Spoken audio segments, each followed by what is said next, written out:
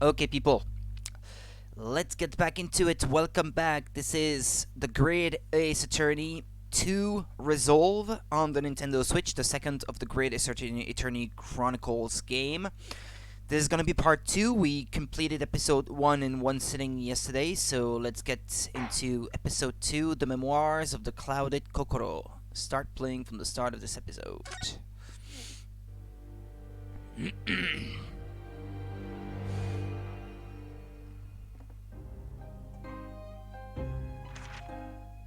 ブライヤーロードの歩道で起こった姿なき犯人による冬の夜の惨劇。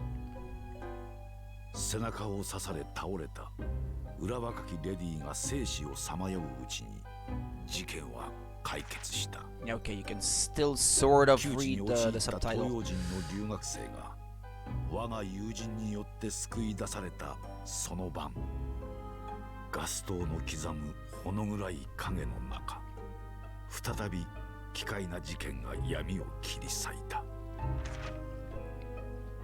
当時の新聞の戦場的な見出しを記憶している者も多いだろう。悪霊に見入られた死の邸宅、死刑囚の呪い、ガス魔人の恐怖。現場に駆けつけた名探偵は瞬時にその真相を看破するのだが、それは悲劇の舞台の幕開けを告げるプレリュードに過ぎなかったのである。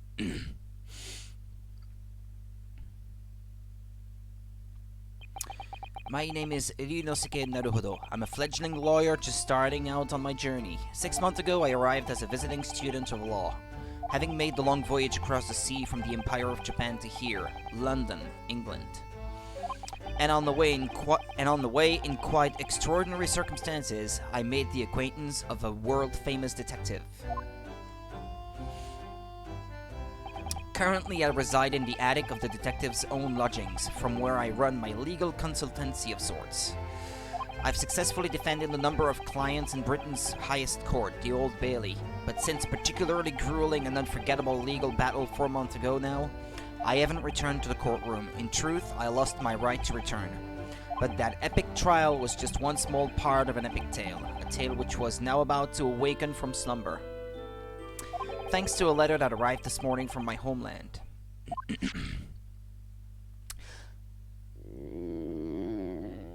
That's my stomach right now, but not because I'm hungry, because I just finished eating. What a delicious smell wafting up the stairs. It must be nearly time for breakfast. I'd better go down to Mr. Sholmes' suite and say good morning to the great detective and his flatmate.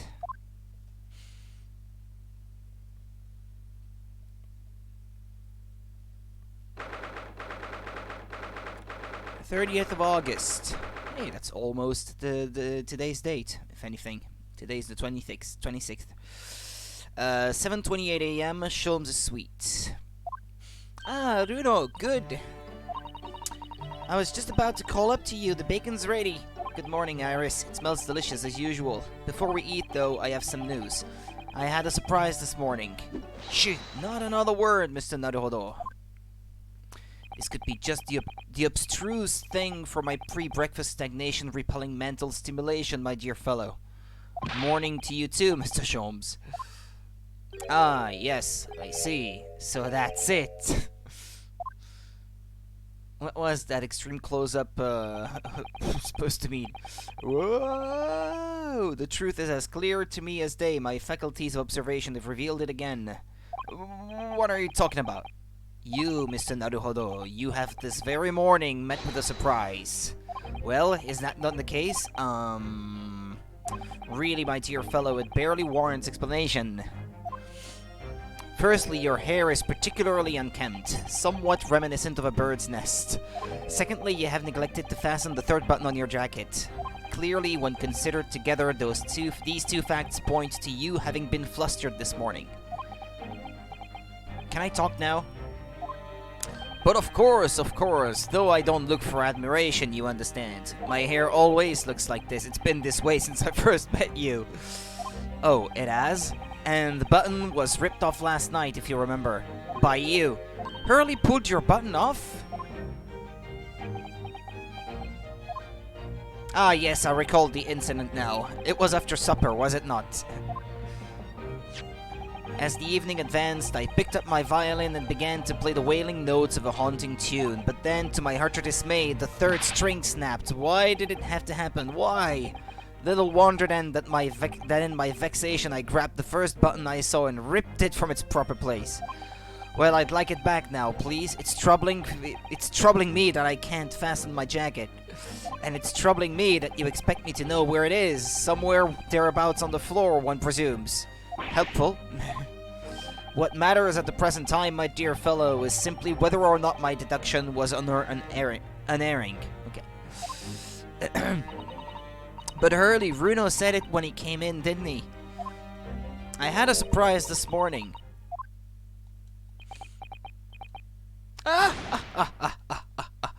Well, that really is a surprise. Thanks for this show again. Yes, this man is the pride of the British Empire, the famous consulting detective, Mr. Sherlock Holmes. There can't be a single person in the world who doesn't know his name. Alright then, enough of this silly conversation. Come and eat this bacon before it goes cold. And I have a new herbal tea for you to try too, my latest special blend. And here we have Iris Wilson, Mr. Holmes' lodger and companion, a truly exceptional young girl who's the author of a highly successful serialization here in London. Yes, The Adventures of Sherlock Holmes, as published in Ronst magazine. So, Mr. Naruhodo, won't you put us out of our misery? What surprised you this fine morning? Ah, well, I received a letter from Japan. Oh, from Susie, you mean? Was it? Really? That's right, and she had some rather startling news, in fact. Ah, intriguing indeed. You must tell us all about it over breakfast. Oh yes, what fun! Let me examine the place. Again. Ah, the big machine is back. That machine really is imposing, isn't it? But I can never remember its name. Hurley calls it his great analytoscope. It can analyze anything at all. That doesn't really help me. What does analyzing something even mean? Ah, an extremely astute question, Mr. Naruhodo. Sorry?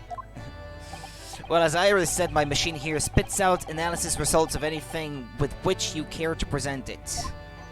But how to interpret those results, that's the key, and I confess I have no idea. Ah. Clearly I'm going to have to construct a great analytoscope to solve the problem. That might not help.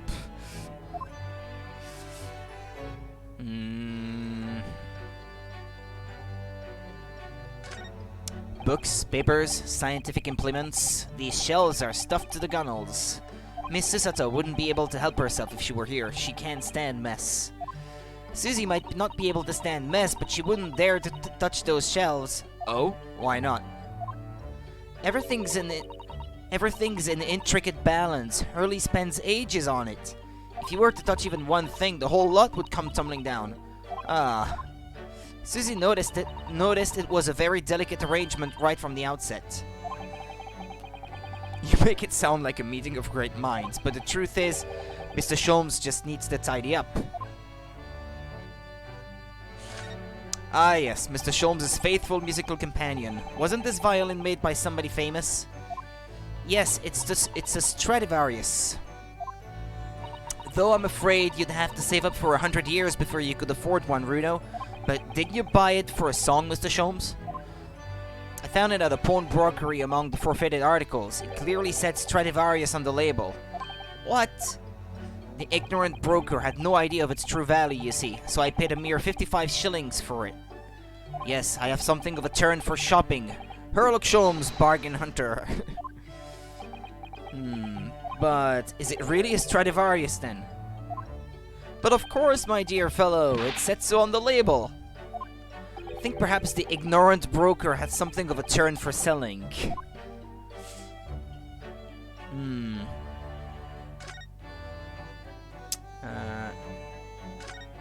Ah yes, the huge metal chest with the lace cloth laid on it, being used as a table for tea and coffee. It's very sturdy, that's for sure, and firmly locked shut.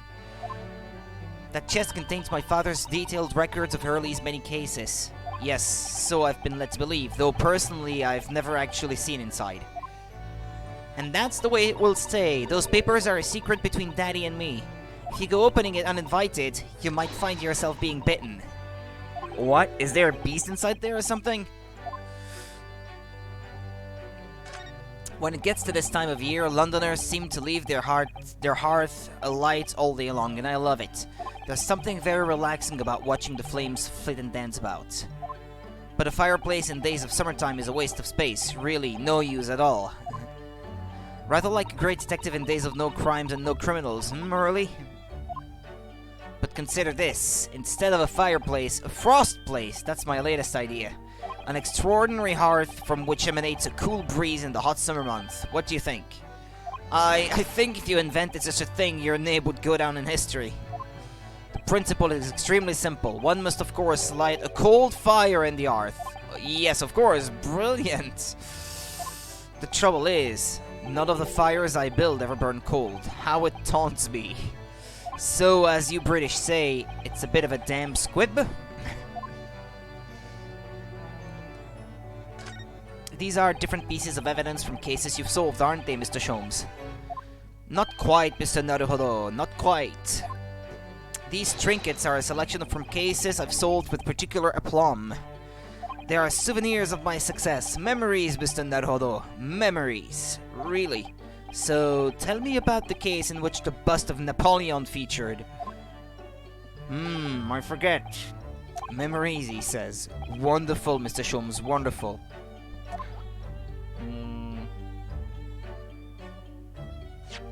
Oops, sorry. What's this? Ah yes, this is where you note down IDs, isn't it, Iris? What's in the melting pot today? The blue carbuncle. Yes, it's from a case of theft that Early sold ages ago, the theft of a precious stone. A carbuncle is another name for a garnet, you see, especially if it's cut with a rounded top. Oh, really? And this garnet was blue, was it? Well, that's the thing. They're usually red. No blue garnets have ever been discovered. Oh. So who knows what the stolen gemstone actually was? That's the real mystery of the case. A proper Sherlock Holmes conundrum, huh?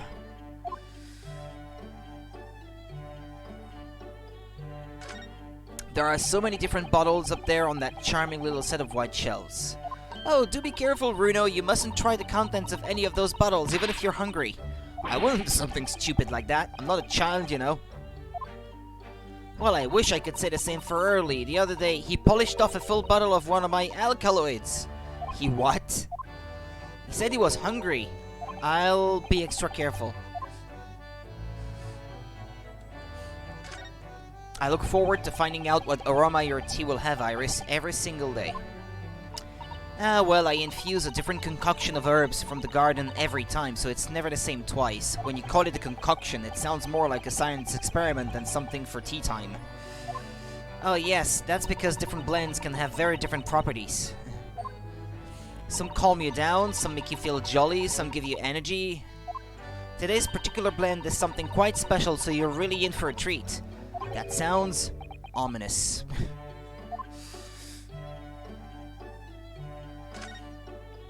I can type with my eyes shut, you know. I can't believe it. When a deadline's approaching, you sound like a Gatling gun. That reminds me of a dream I had the other day. It was such a funny one. It woke me, actually. I was typing for a whole hour in the pitch black, but I didn't make a single mistake. That's incredible. But then, when it got light, I found that there wasn't any paper in the machine. Now I wonder if I'd actually been typing at all. I think you might just have fallen asleep on the job.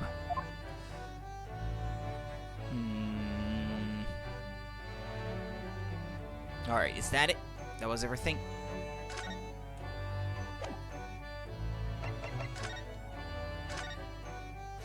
Oh, Mr. Sholmes, about this? Shh, not another word. Ah, yes, I see. This would be a color for a breed of miniature canine with a particularly long neck, and for winter use. Actually, it's the armband I always wear that symbolizes my role as a defense lawyer. Precisely, which leads us to but one conclusion. Your arm is in fact the particularly long neck of a miniature canine. Starting to which I'd never shown him this now. The man's barking mad. Hey, hey, hey, hey. Get the joke?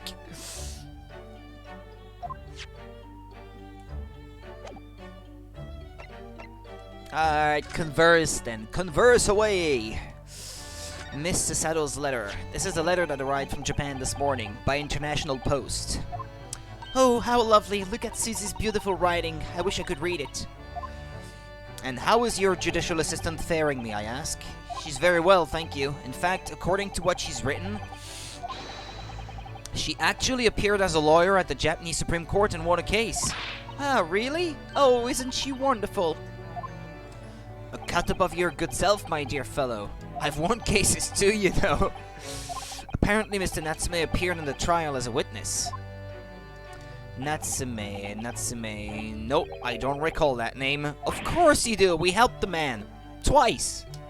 You know, in those 2 cases that took place on Briar Road 6 months ago. Ah, the mustached, twitchy man with the somewhat feline eyes and the mustache. He didn't have 2 mustaches early. Yes, who could forget those 2 cases? They made a very deep impression on me. Although I must confess the details are a little hazy now. A very deep impression they made on you, clearly. So, what was this startling news penned by Mr. Sato? Do you remember the case of the haunted lodgings, Mr. Sholmes? Ah yes, it's very interesting, you know. I don't feel entirely uncertain that a case of that nature did not occur. He's totally forgotten, man. Anyway, in her letter, Mrs. Sato asked that we read over her case notes again and investigate further. Though it took place half a year ago, for what purpose? Because of something that Mr. Natsume said to her, apparently. He suggested that the real reason why she was called back to Japan so suddenly might have something to do with that case of the haunted lodgings. Oh. On Mr. Natsume's return to Japan, Mr. Sato's father questioned him about the case, she says. And something Mr. Natsume said appeared to trouble Professor Mikotoba, prompting him to send that telegram. Oh, that case, yes. It was very strange, wasn't it? Yes. And I had compiled the whole story into a nice, neat manuscript ready for publication too, but then Hurley here was all funny about it, remember? He was very mean. That story must not be published, you said, very mysteriously as well. Really? I said that? Are you sure? Do you perhaps know something about it as well, Mr. Sholmes? About why Mrs. Sato was suddenly told 4 months ago that she had to return to Japan?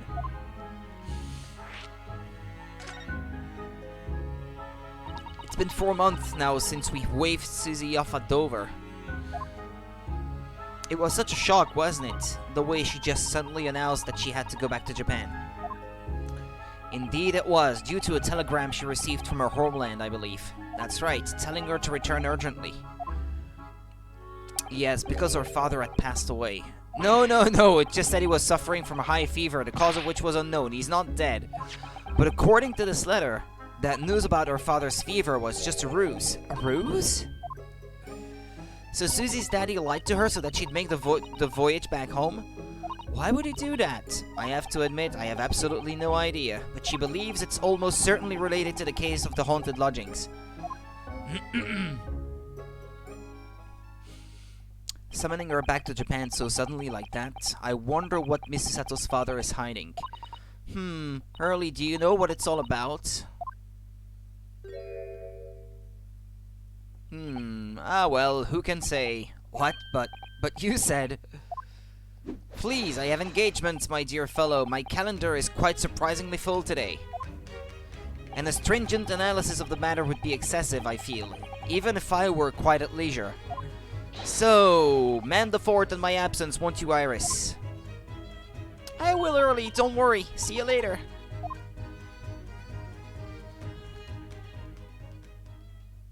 He scuttled off rather quickly there. I think perhaps Professor Mikotoba isn't the only person hiding something here. Soseki-san was involved in 2 cases, but only one of them was forbidden from being published. By, of all people, Mr. Sholmes. I found them at last. Susie's notes.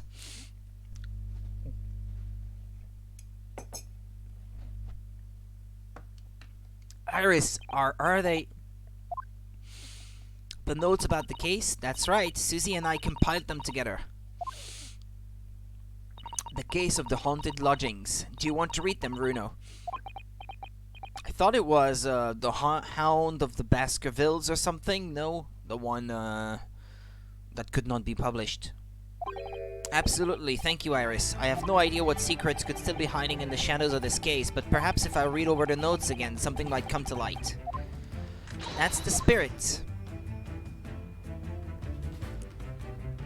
And so, Iris and I decided to read over the case notes again together. Everything from what happened to our investigation and that fierce battle in court that followed.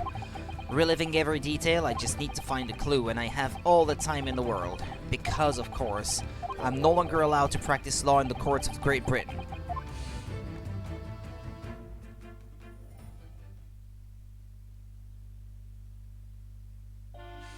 It was 6 months ago, a mysterious incident that unfolded on the wintry streets of London. A young woman was found lying on the snowy pavement of Briar Road with a knife in her back. Fortunately, her life was spared, but she was unconscious for several days following the incident. The fog was thick, and nobody saw her attacker, but by a cruel twist of fate, a visiting Japanese student was walking behind her at the time, and was duly arrested.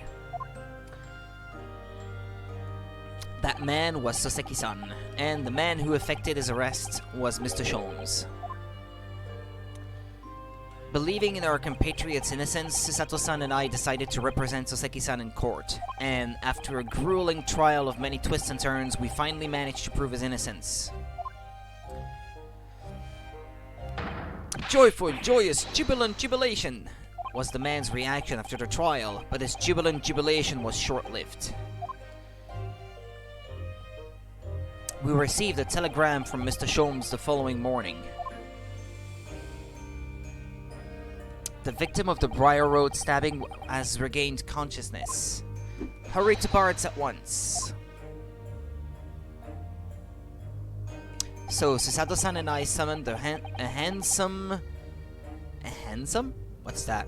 And headed immediately to the hospital. Handsome? Is that some kind of carriage? Never heard that word.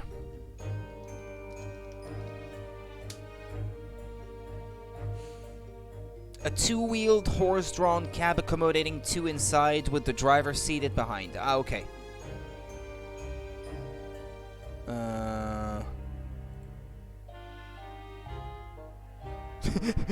People also ask, according to Google, can a handsome be handsome?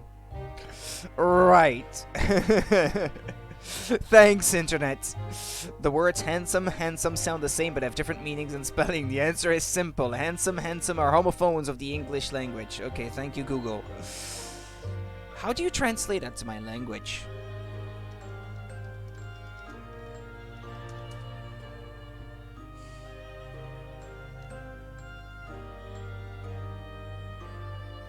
Huh?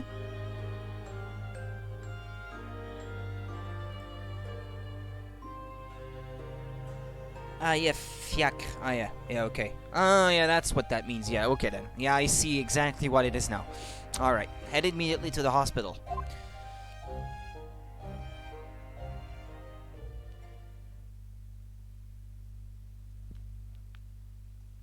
February, 5:30 a.m.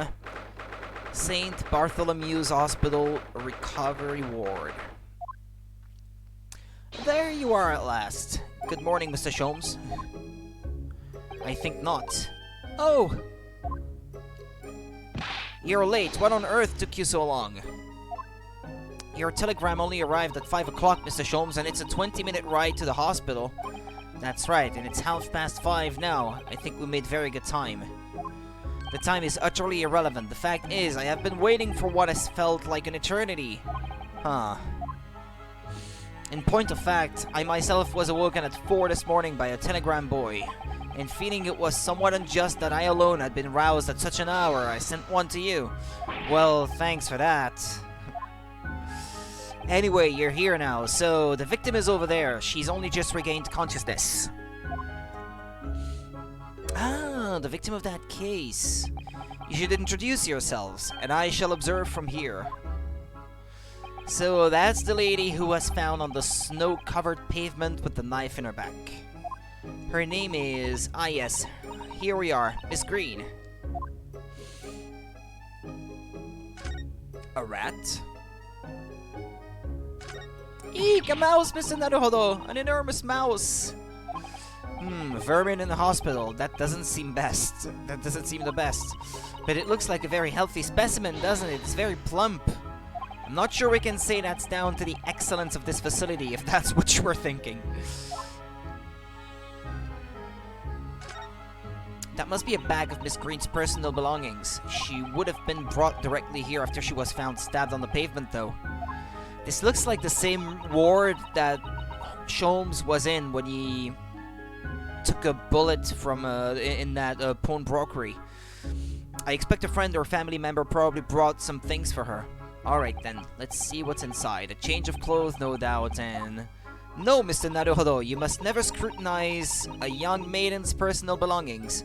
But the young maiden might have chocolates, or biscuits, or caramel.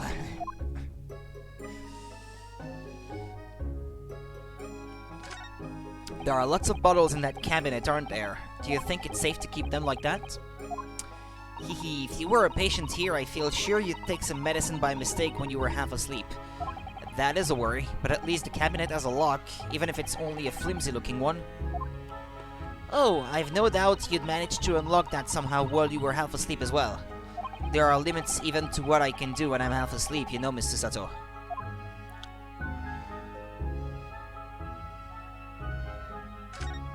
Ah, this looks like the patient's treatment notes. Let's see. Do not feed. What is this place? A zoo? You know, I seem to remember seeing an almost identical sign in our local park. For the pigeons, yes, this is a person. Poor woman. I hope she hasn't read this. Yeah, she doesn't look, very cheerful at the moment either. What the heck is that? It looks like her. This rounded wooden figure isn't the most charming, is it? I don't think that's a decoration, Mr. Naruhodo. It's an artist's mannequin, I believe, used when practicing sketching the human form in different poses. Really? It's not exactly what you'd call a typical figure for that purpose, though, is it? No, I suppose not. I confess I've never seen one quite so full-figured before. Well, if you want to draw a full-figured person, it's the right tool for the job. Okay. Not sure how I feel about this. Look, there's a photograph in this frame here. A brother, perhaps? He looks kind of like her. Oh yes, it's a picture of a young gentleman. He looks to be about the same age as Miss Green, I would say. Perhaps the young woman's special someone, do you think? I don't know, they seem to have the same haircut. Partially, at the very least. My, Mr. Naruhodo, I didn't know you had a sense for matters of the heart. Not in the least. I sincerely said the first thing I thought of.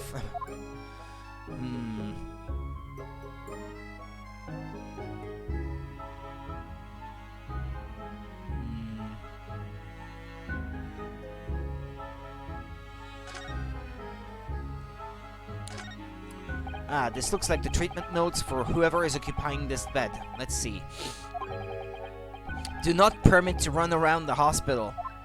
The patient doesn't seem to be here at the moment, so he or she is probably running around the hospital then. Oh dear, how worrying. What's worrying is why they haven't discharged the patient yet. There are all sorts of medicines in this cabinet. Look, I'm not sure if it's safe leaving them in reach of everyone like this. Yes, you're right. I can imagine if you were peckish, you might try a whole bottle or two. Well, at least there seems to be a little lock to secure the cabinet doors. I don't imagine that would stop you if you were hungry. I worry that you'd break the lock. Hunger doesn't turn me into a criminal, you know, Mr. Sato.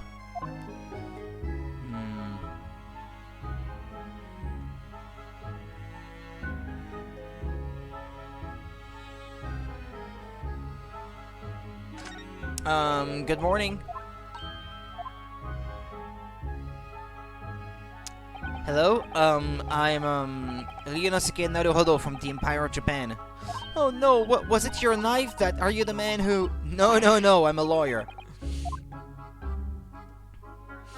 And I'm Susato Mikotoba, pleased to meet you. Oh no, what, was it your knife then? Are you the one? No, I assure you, I'm Mr. Naruhodo's judicial assistant. We heard that you'd regained consciousness and wanted to come to give our best wishes. Best wishes? For me? Thank you. I'm Olive Green. I'm an artist. Well, no, that's not right, is it? What I mean is, I'm trying to be an artist. Well, what I really mean is, I desperately want to be an artist. But the truth is, I don't have any talent. I know I don't. It's no wonder I was stabbed in the back. I don't think that's related, actually. Gosh, this young woman seems to bend over backwards to put herself down. Seeing as we're here, we should ask her about what happened from her perspective, I suppose. Just a sec.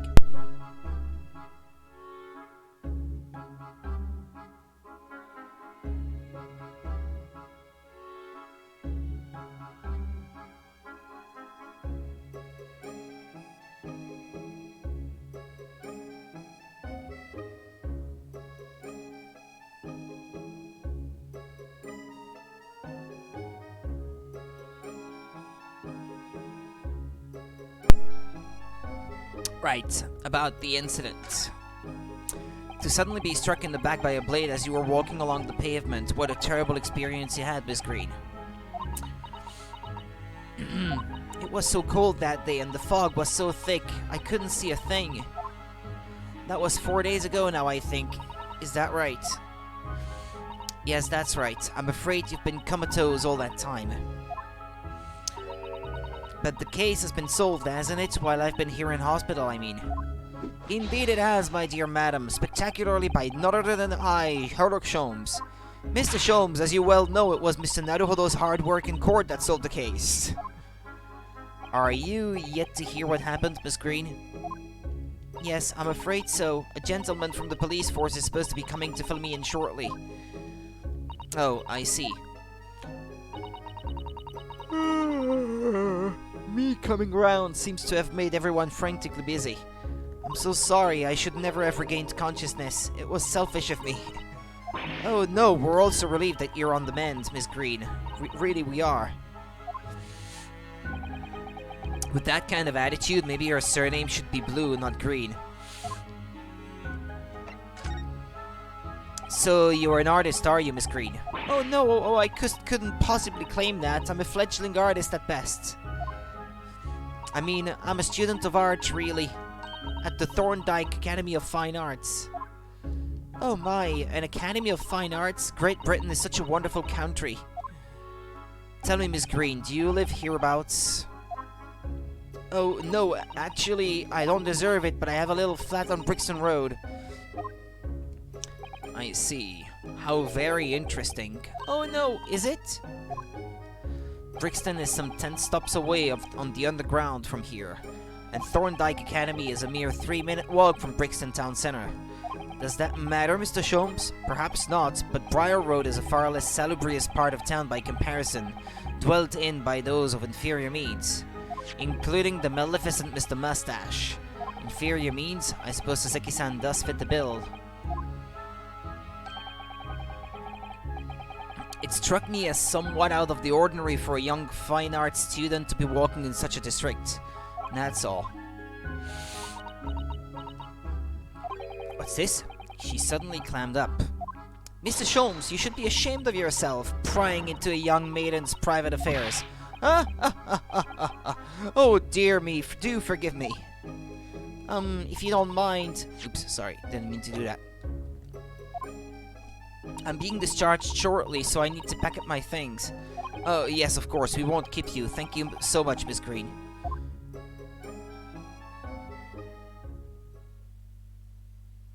Is there a Mr. Naruhodo here? Mr. Naruhodo? Naruhodo now. Well, if you're looking for Naruhodo, the lawyer, that's me, but... Ah, Mr. Naruhodo, good. This is for you. It's a message from a Mr. Saucy Nutmeg. That's quite the name. Natsume sent a message to me? But why would a policeman be delivering a message from Mr. Natsume? Exactly, what's going on? What's a Scotland Yard constable doing playing delivery boy at this time in the morning? Ah, what are you waiting for? Let me see that. Oh. Well, this is most unexpected. Something wrong, Mr. Sholmes? Is something wrong, Mr. Sholmes, he says. Have you not seen this note? No, how could I have? It would seem that London's criminals have no intention of letting the great detective rest. A new case calls, a case of murder, no less. We must depart at once. Murder? Call a cab. Time is of the essence. But the trouble is, we've yet to read Mr. Natsume's note. I was thinking we ought to pay him a visit in his lodgings once we did. That would be entirely convenient. Convenient? What do you mean? It's all here in the note, my dear fellows. The murder we must investigate took place at Mr. Mustache's lodgings. Wait, what? I'll hail a fiacre at once. If the word exists in English, why do they have the word handsome to say this, that describes exactly the same thing?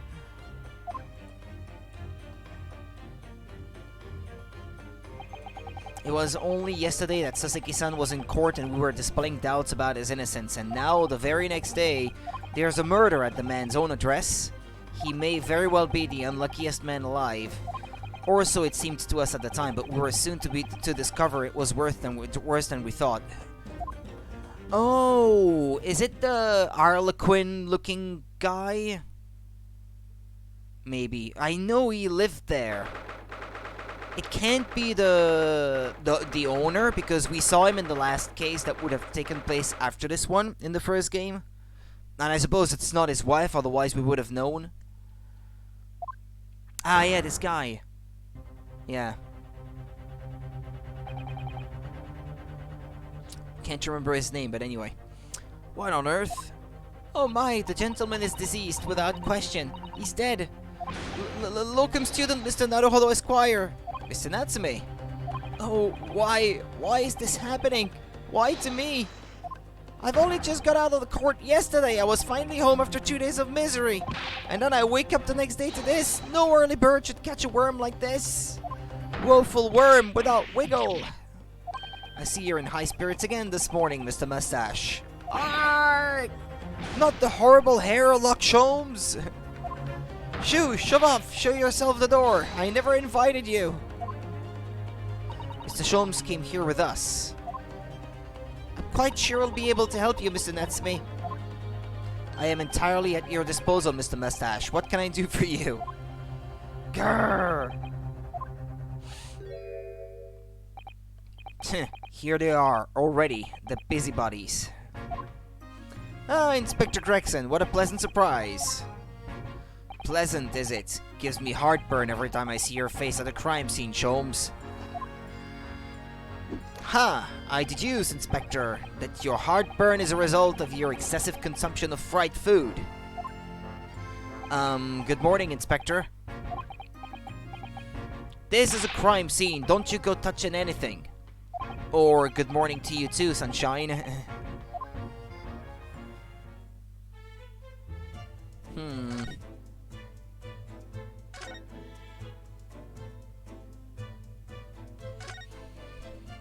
Oh, yeah, I said hands off, you're gonna mess up my crime scene. Oh, no, I just wanted to look, that's all. No chance, I know you're kind, you'll mess it up by just looking at it.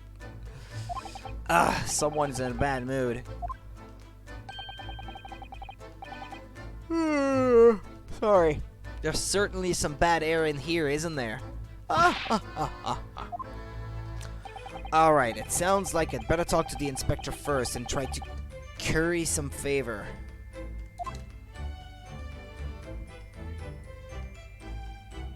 It's not gonna let me look at anything.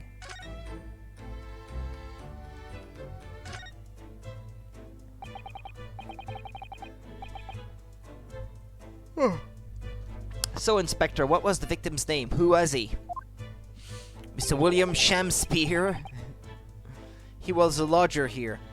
As you can probably tell, he was an actor. A bit of a dead loss as it happens. Or just dead. Mr. Shamspeare. It was the landlord, old Mr. Garadeb, and the other lodger, Mr. Natsume, who found him. The fella didn't rise at his usual hour, so Garadeb got worried and kicked the door down.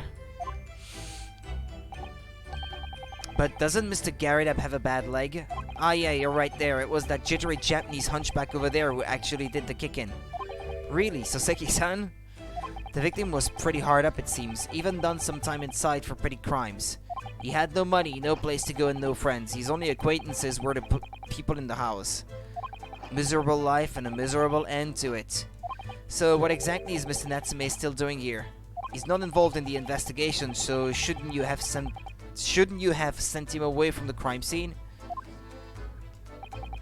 Well, I'm not saying it's because the fella looks odd or anything, or that he acts suspicious, but I thought it would be prudent to take a statement from the cohabiter. You nearly said culprit there, didn't you?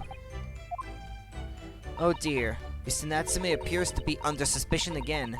It certainly seems that way. He does just come across as such an odd fellow, doesn't he? Poor man, how unfortunate.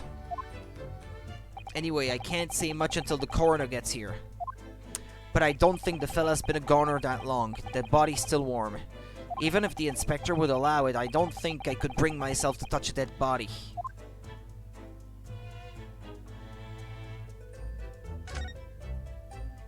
What a terrible thing to have happened.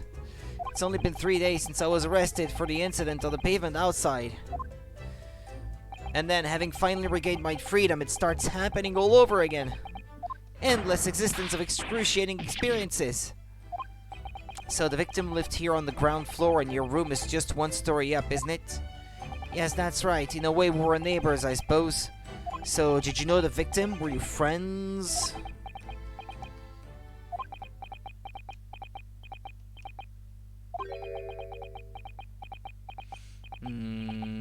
What is it? What's the matter with Soseki-san now?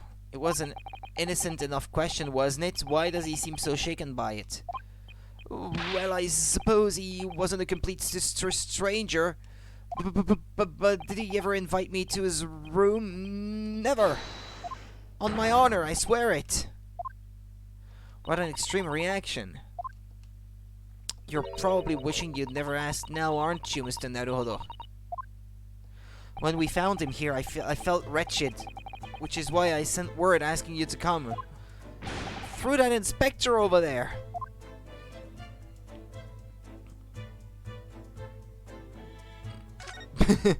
Why is he posing like that again?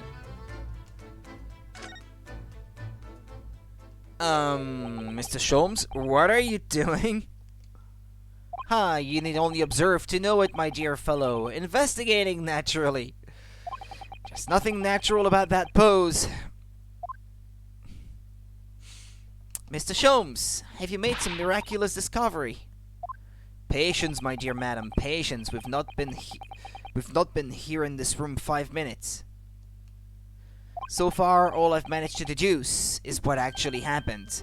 My goodness! But isn't that everything we need to know, Mr. Sholmes? Now that you propose the idea, I believe one could indeed see it that way. At the present time, I have managed to draw the incontrovertible conclusions. The first, that there was a physical struggle here last night in which the victim fought for his life.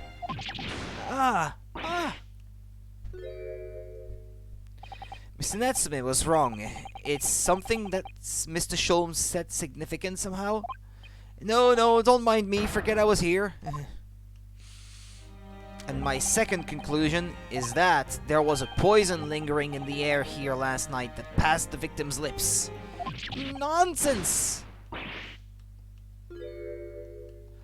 Alright, Mr. Natsume, why are you reacting so extremely to Mr. Sholmes' deductions? No, please, pretend I'm not here. Invisible, ineffable, inscrutable, insignificant. Impossible to ignore. You must tell us everything, Mr. Sholmes. Spare no detail. But of course, let the theatrical tragedy before us be unraveled by my great deductions presented for your pleasure in 2 acts. We've heard some truly astounding great deductions from Mr. Sholmes in the past. No doubt this will be no exception. What miracles will unfold before our eyes this time?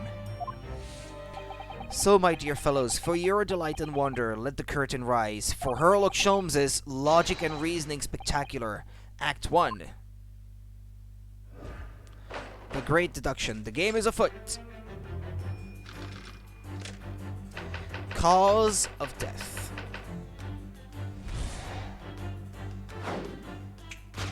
Careful observation of the victim reveals to us the events that transpired in this disconsolate room last night. Foam at the mouth of the deceased clearly indicates the use of poison. It's a bit too bright for my eyes, but yeah, I guess you could say that this is foam. Next to the victim, we notice a large dining plate which contains, you will observe, I don't know, butter, soap, one half of a sizable bar of soap, meaningful, indubitably. Sorry. Why is this soap set so purposely upon the dish? Looked like the victim's last supper, in fact. Yes. Could it be that the man was about to eat it? Of course, the fork reveals the answer. It appears that the young man's appetite was his undoing. Taking up arms in the form of his cutlery, the victim engaged in a deadly battle for his life. Yet the struggle against his hunger was in vain, for in the end he couldn't resist devouring the slippery feast. But London's foul soap is besmirched by foul poison.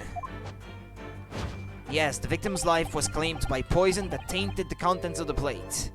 The soap and the lather about the young man's mouth are too perfectly matched to ignore. The cause of death was clearly intoxication due to excessive ingestion of foul soap. Though personally I have a greater interest in the taste of foul candle wax, of course. Okay. Poisoning from soap ingestion. Topic 2. Suicide or murder. The cause of death identified, we proceed to Act 2, where we ponder the next question. Was this suicide or murder? The audience will recall that death occurred during the victim's last supper. Did the man dine and die alone? This single teacup suggests the answer. To draw a conclusion on such meager evidence would be foolish, however, certainly. The careful criminal could have absconded with his own cup to cover his tracks. Well, allow me to lift the veil of doubt, my dear fellow. Indeed, what reveals the answer, of course, is the broken lock. Though forced open now at the time of the incident, this door was locked. And the sole key was in the victim's pocket. In other words, when the victim consumed the poison, he must have been alone. Alone with his inferior soap from whence wafted an inferior scent. And with that acrid aroma lingering in the air, the victim met his end in tragic solitude. We can take comfort only in the fact that his soul was well cleansed on its way to the hereafter. By the soap? No possible perpetrator present. Thus concludes the final act of Sherlock Sholmes's Great Deduction.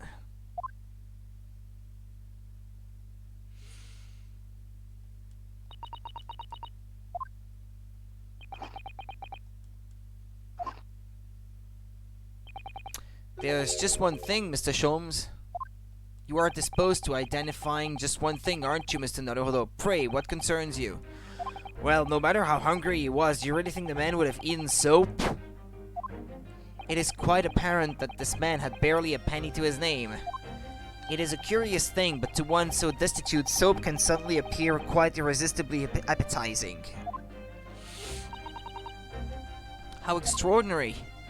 In truth, I have tried a little soap myself in the past. You've eaten it, you mean? My dear fellow, it was some time ago now. My postulation was that it would cleanse my gut. And did it? As I writhed in agony on the floor and spilled the contents of my stomach, yes, I believe it did. The experience taught me a valuable lesson. Soap is quite poisonous. It has an unpleasant taste and leads to great discomfort. In summary, I cannot recommend it. Believe me, I wouldn't eat it even if you did. There's something that troubles me as well, actually. Oh, what's that? It's Mr. Natsume. Huh? Aha! I couldn't help noticing him shuddering and quivering out of the corner of my eye, almost as if Mr. Sholmes' deductions touched a nerve somehow. Nonsense! Well, that clenched teeth episode didn't last. I think judging by Mr. Natsume's reaction, the great detective's deductions may need some gentle corrections in order to reach the actual truth. Yes, Mr. Sholmes' observations and deductions are sometimes a little too sharp. He has a tendency to hit the nail on the side of the head and drive it at an obtuse angle. When he does that, it falls to us to straighten things out. Alright then, let's see what we can do. Yes, we must pick out the keywords in Mr. Sholmes' quite brilliant deductions, and discreetly exchange them for something that makes a little more sense. If we can do that, I'm sure we'll arrive at what Mr. Sholmes meant to say in the first place. In that case, are you ready for the second performance of the day? Once again, my dear fellows, for your continued delight and wonder, let the curtain rise for Sherlock Sholmes' Logic and Reasoning Spectacular, Act 1.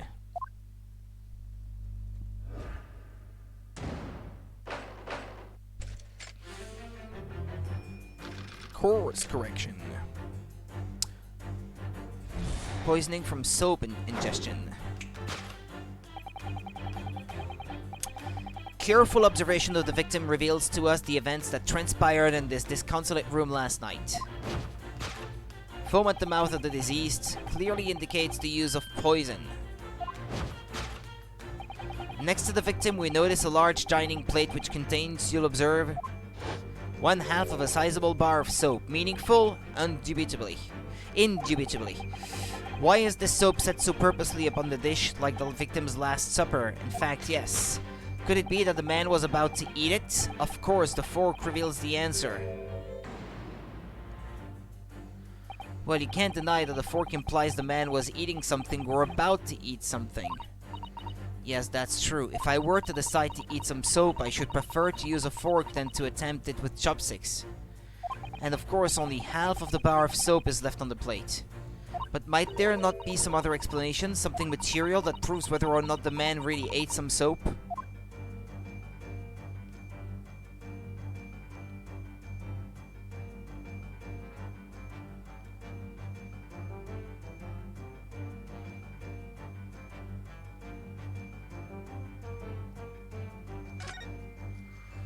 I suppose you'd eat soap with a fork, would you?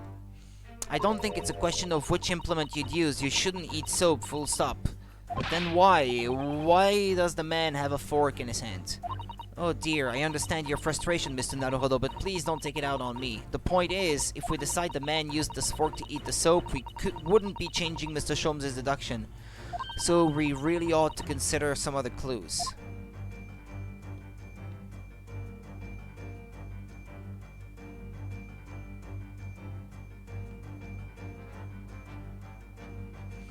Can't look at the other hand. I can't pan the camera up or down though. You can only rotate it. Do you think he was drinking tea with this soap? His cup's empty, so there's no way of knowing. How about this for an idea? Perhaps the cup was full of water, and he was dissolving soap in it so he could gulp down as much as possible. Actually, I thought to myself, maybe he was using a fork to make foam to shave. No? I don't know if people in that time era would have done that.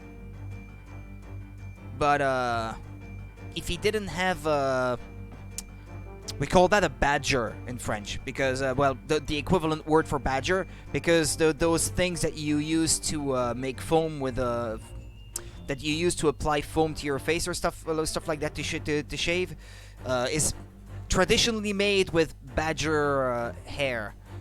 But I don't know how you call that in English, though.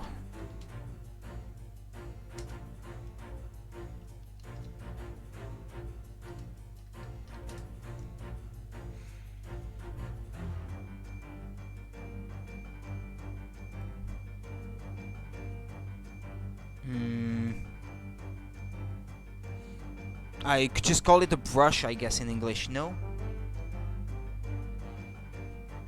I know, you can say badgers as well, maybe?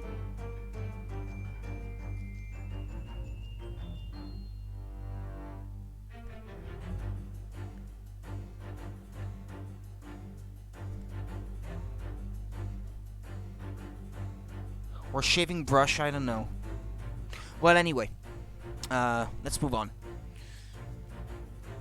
Please remember that he may not actually have been the soap lover that he's been made out to be.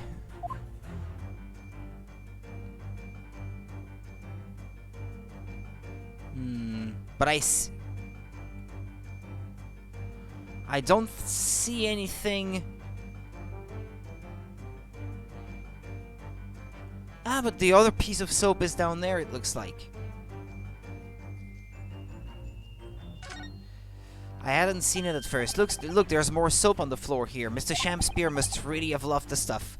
Let's not jump to conclusions, Mr. Naruhodo. Look closely at this soap. Do you see that it would fit together perfectly with the health bar on the table? What the? How can that be? I think that they are two halves of the same bar that broke apart. That would be a big chunk of soap just to shave yourself with, though.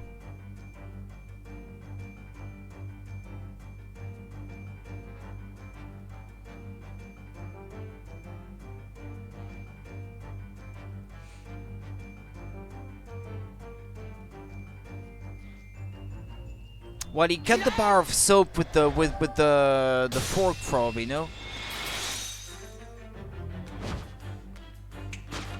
Could it be that the man was about to eat it? Of course, the other piece of soap reveals the answer.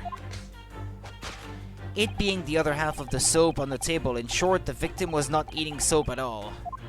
But it's obvious, really, for no depth of hunger could drive any man to attempt to eat soap. Even I, with my unquenchable thirst for practical knowledge, took only a single bite. But that begs the question of how the man was poisoned, because there's no sign of any food on the table. An excellent observation, Mr. Naruhodo, and one that furnishes us with the answer we seek. For London's foul soap is besmirched by foul poison. Yes, the victim's life was claimed by poison that tainted the contents of the plate. The contents of the cup, I would say. Mr. Sholmes is still pushing the soap argument then. Perhaps he's suggesting the man licked the soap rather than ate it? If soap in London is that poisonous, I don't think I want to be washing my hands with it, but there are no signs of any food in this room at all. Of course, food isn't the only thing that passes people's lips, is it? It has to be the cup.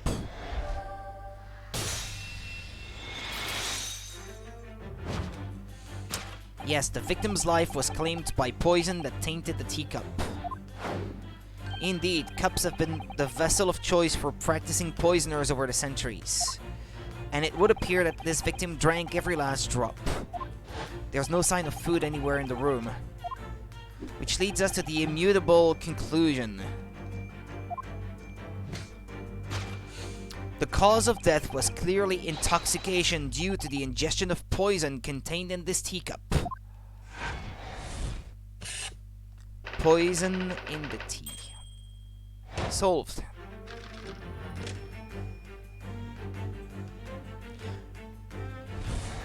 The cause of death identified, we proceed to Act 2 where we ponder the next question. There was a guy in the first game threatening him. Could that have been the guy? Was this suicide or murder? The audience will recall that death occurred during the victim's last supper. Did the man dine and die alone? This single teacup suggests the answer. Ah, the Western vessel for infused hot drinks again. It's already featured heavily in our deductions so far. Yes, we can imagine that shortly before his death, Mr. Shakespeare was having a drink of tea. There would be nothing remarkable about that, but what troubles me is what Mr. Natsume's reaction when he heard Mr. Shom suggest it. Wait, what? Okay. There's more to this deduction than it seems. We must closely examine the scene of the crime again for some more clues.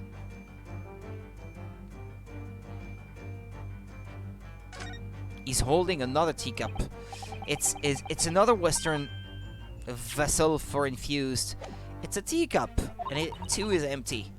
Given that he's actually holding this one in his hands, we can assume that this is the cup from which Mr. Shamspeare was actually drinking.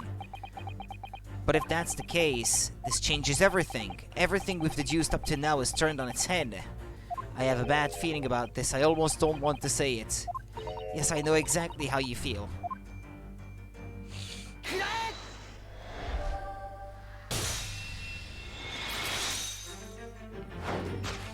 Did the man dine and die alone? This other teacup suggests the answer. Yes, there were 2 teacups in this room all along. In other words, this is a strong indication that at the victim's last supper, there was a guest present.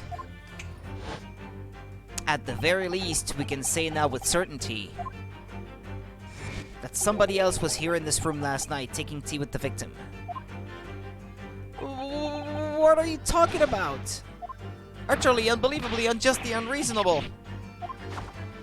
To draw a conclusion on such meager evidence would be foolish, however, certainly. In which case, what more can we deduce about this possible guest at the table? Well, allow me to lift the veil of doubt, my dear fellow. Do you mean to say you know who exactly was in this room at the time of the victim's death? Indeed, what reveals the answer, of course, is the broken lock.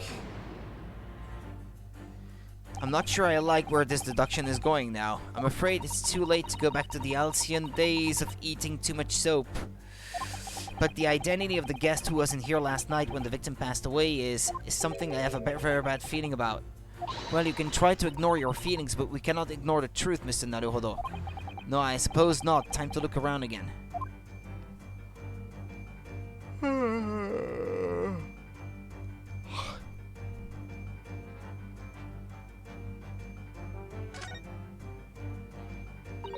It's empty.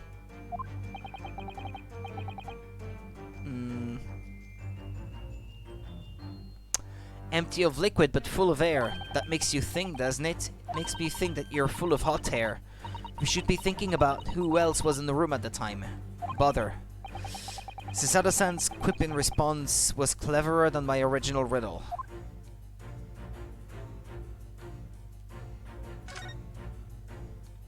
At first glance, it seems that the only things in this room are the makeshift stage and the costumes. I overlooked these 3 books initially. I wonder what they are. Let's see. The titles read The Picture of Monsieur Lecoq, Canterbury Yearnings. Yeah, those are the books that belonged to what's his name? Natsume? A Meal for Gaborio. Wait, I'm sure I've heard those titles before. Could just be an incredible coincidence, but they're the exact same 3 books that Mr. Natsume purchased the other day. What? Yes, on the day of the unfortunate incident when Miss Green was stabbed. Soseki-san had just been to a bookshop and bought them, that's right. And now those 3 titles are here in the room of the victim. Yet Mr. Natsume claims never to have been here before. What does this mean, do you think? I really don't know what to make of it.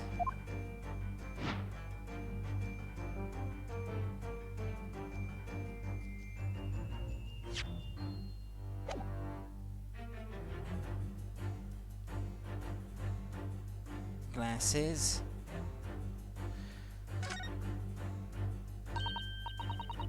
Oh dear, the latch is most definitely broken, isn't it? The door was kicked in by Mr. Natsume, according to what Mr. Garridab told the inspector. Who knew his short, thin little legs had so much strength in them? I'm not sure the length of his legs is in any way significant here. Perhaps this says more about the poor state of the door than about Mr. Natsume's strength, actually. Careful, if he overheard that remark, he'd almost certainly have a lively response.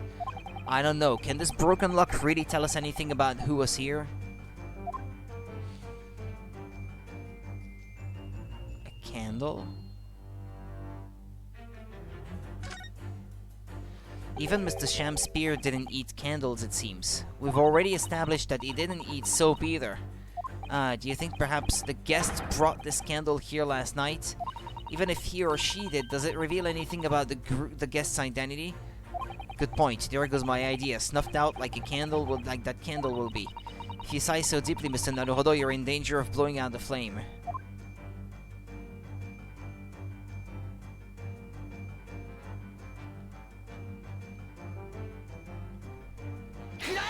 Well, anyway, seems obvious. Indeed, what reveals the answer, of course, is the pile of familiar books. Quite so, it's no mere coincidence that these 3 titles are here in this room. It's the link to the truth. Arg! Mr. Natsume, you purchased these books 4 days ago at a second-hand bookshop. That's just a coincidence. In that case, you will be able to bring the same 3 titles from your own room, will you not? This very moment. No, never, non-negotiable. If you can't bring your own copies here, it proves that these 3 books are in fact yours.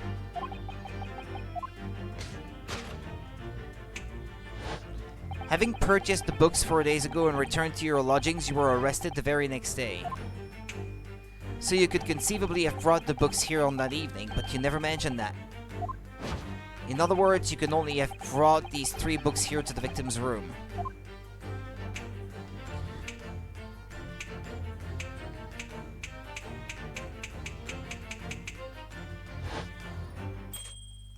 Last night, having returned to your lodgings after the trial concluded at the Old Bailey.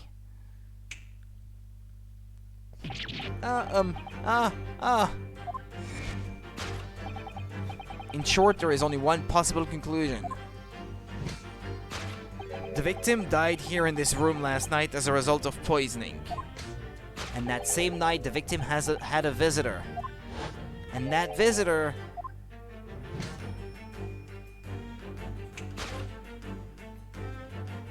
was you, Mr. Soseki Natsume. Thus concludes the final act of Sherlock Holmes's great deduction.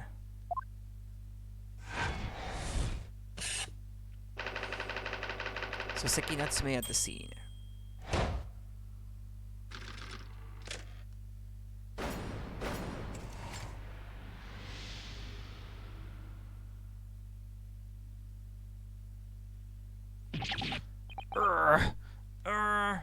Not again! Not again! Not again!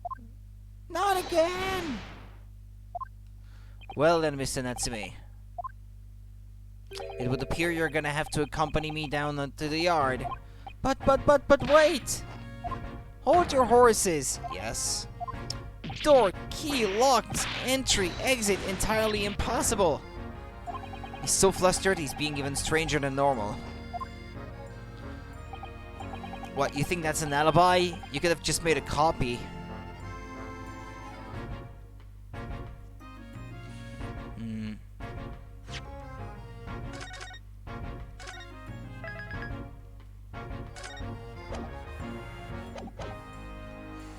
What?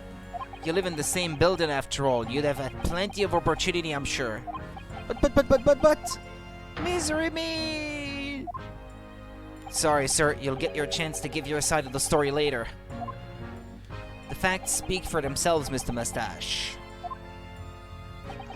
Are you horrible Sherlock Holmes? He really has found himself an arch rival now, hasn't he? Come on now, no dilly-dallying. Outside, there's a carriage waiting. Locum student, Mr. Naruhodo Esquire. I never imagined I'd be in this position again, but... You have to help me, please, please. I'm innocent. Alright, I understand. We'll come to your cell later and talk about it. And one more thing. Oh, yes? My poor little kitty cat. Please give him his breakfast for me.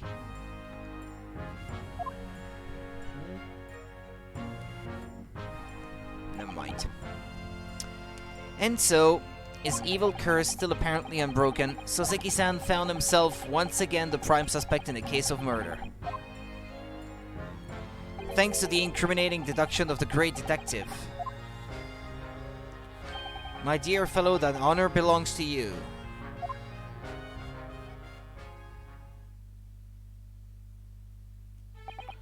Well, at least that means Inspector Gregson is no longer here. We can examine the crime scene in more detail now. Yes, that's right. Ah, and of course. What? Have you forgotten what the inspector mentioned before? It was the landlord, Mr. Garadeb, who discovered Mr. Shamspear. Ah, Mr. John Garadeb, yes. I expect we could find him in his sitting room on the top floor as usual. Right. We must remember to go and talk to him later then.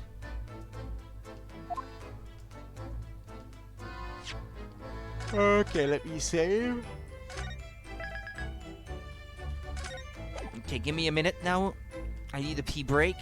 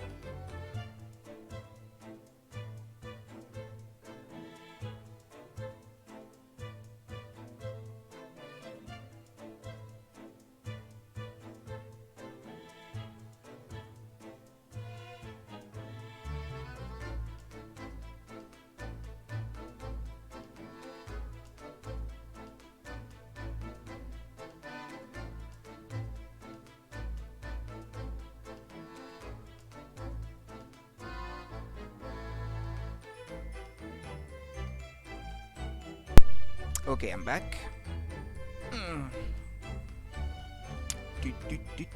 Do.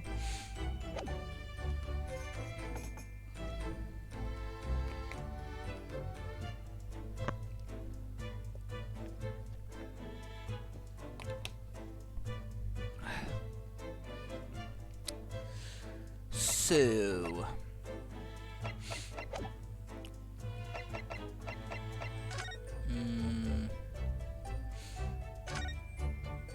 There's not much on these shelves, is there? Just a wine glass and bottle.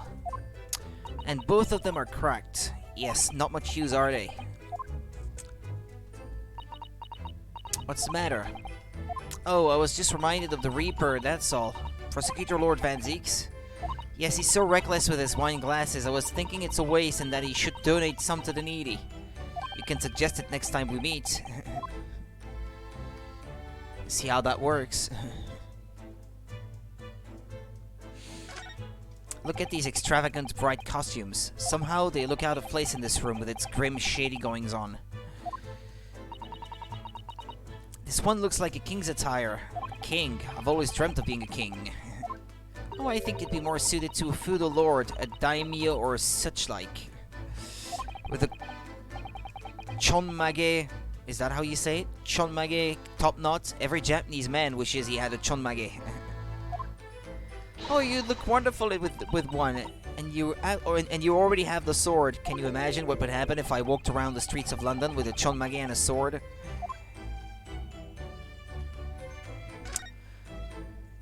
As we've seen from the outside, the window is completely bricked up.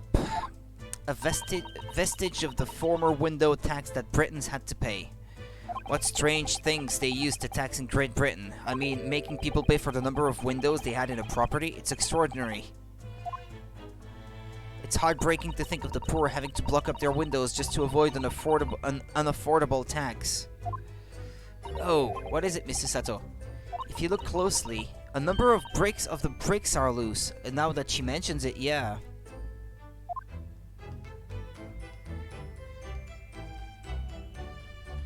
Oh? Oh yes, it looks as though an amateur has broken out a few of them just here. Was it Mr. Shamspeare who did it, I wonder, being the lodger renting this room? Ah, look at this, Mr. Naruhodo. On the outside, there's a little ledge, and there's something on it. What, outside?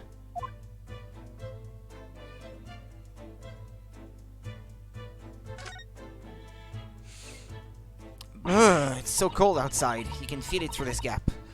It did snow all last night. It would be cold. But more importantly, what is it on the ledge out there? What are those snow-covered lumps?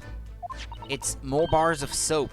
Soap? What are bars of soap doing lined up on a ledge outside the window? I have no idea, but the pair of them look rather charming like that. Still, that's very strange, isn't it? Bars of soap lined up outside a window? I think perhaps we should take one. There are two after all. Oh dear, I suppose we could. Oh, what's this? Look here at this soap. Do you see in the middle there? There's a patch that's a different color. It's sort of transparent, but some sort of fancy design, I suppose, only in Great Britain. Looks like the Hinomaru flag of Japan, doesn't it? How wonderful. It's probably a very expensive brand. Expensive. Then what's it doing in this ramshackle old room? The bar of soap has been entered into the court record.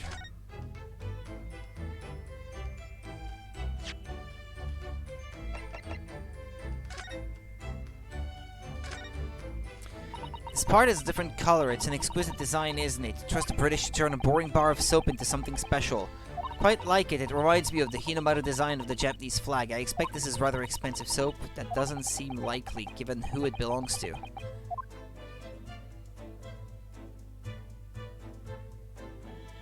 Yeah, well, that's it, I suppose. Also, what's this? Yeah, Susato, yeah, that's what I said. What's this? It looks like part of an envelope, I think.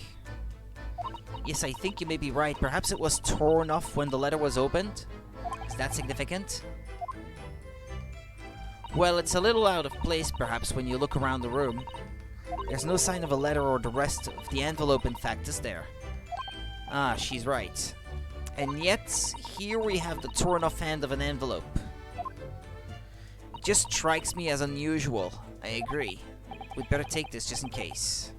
The torn off end of envelope has been entered into the court record.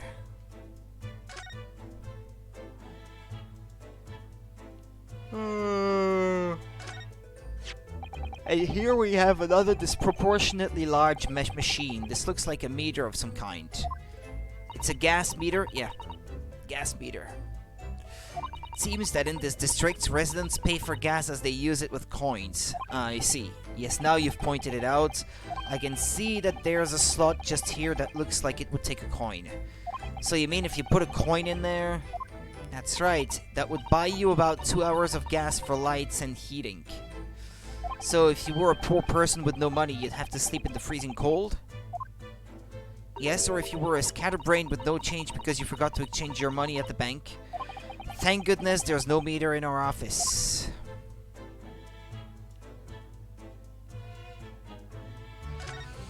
This is a gas wall light, isn't it? It must be connected to a gas pipe in the wall. Gas lights, a gas stove. London really is a city of gas.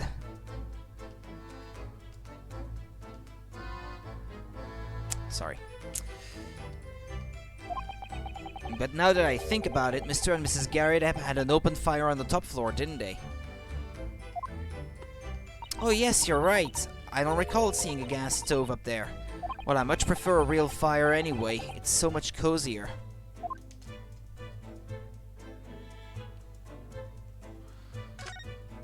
This is some sort of makeshift stage, I think, isn't it? Where does the audience sit, though, for the nightly Shakespeare performance? Or Shamspeare, I guess. Actors aspiring to the great stage must practice their arts, Mr. Naruhodo, with or without an audience. In fact, on a related note, perhaps you should set up a mock bench for the defense in your office. What? Then you could practice your art every single day. I'll think about it. If you promise to don a beard and play the role of the judge. Well, if that would help you achieve your goal, this I have to see.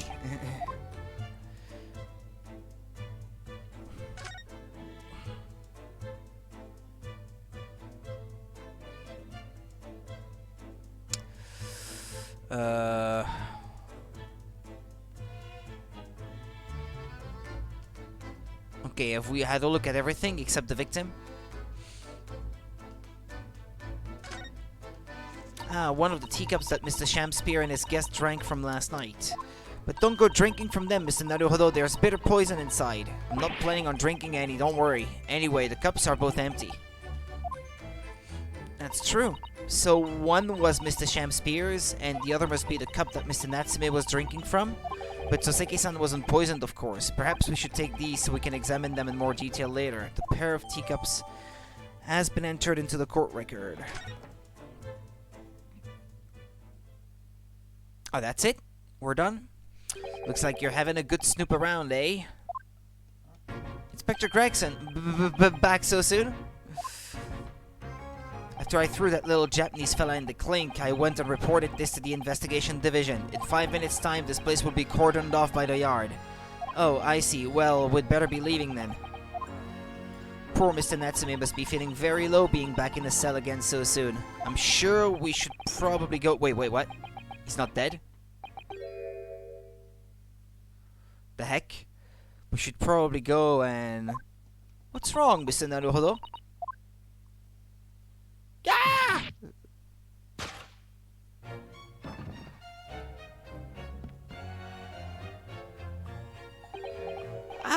Out, brief candle.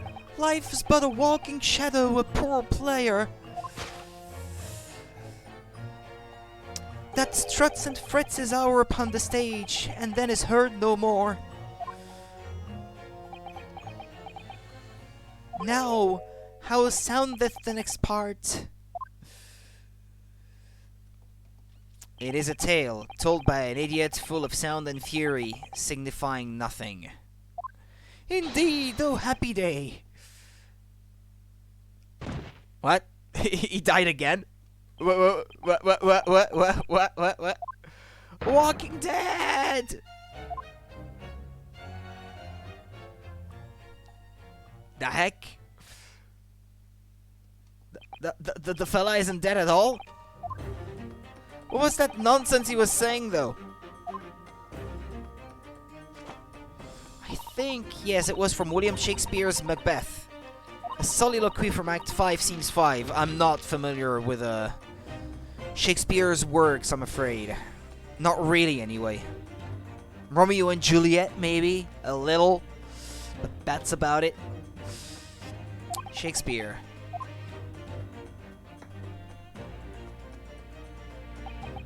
So it was.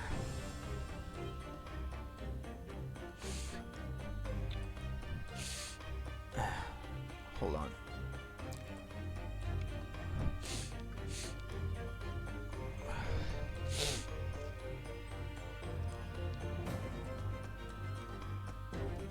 So it was that the victim, Mr. William Shamspear, came back to life. If the man had indeed been poisoned, it transpired that it hadn't killed him. He was taken by emergency carriage to a nearby hospital for treatment, and Inspector Gregson evicted us from the scene of the crime. Whatever that now was.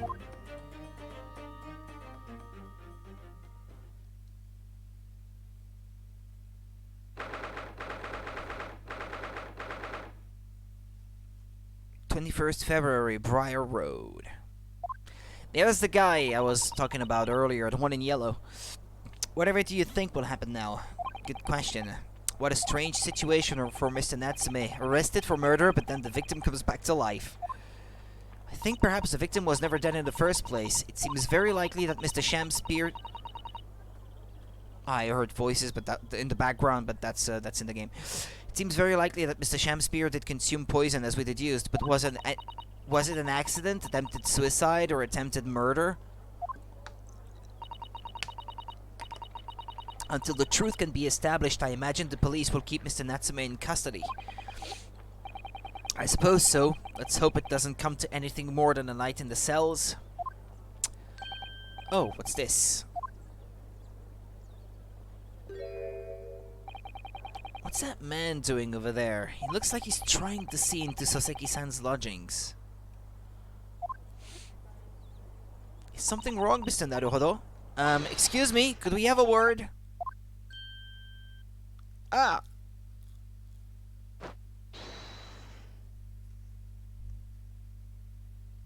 He just ran off. I feel sure that I've seen that man somewhere before. Where was it? I do too, but I don't remember.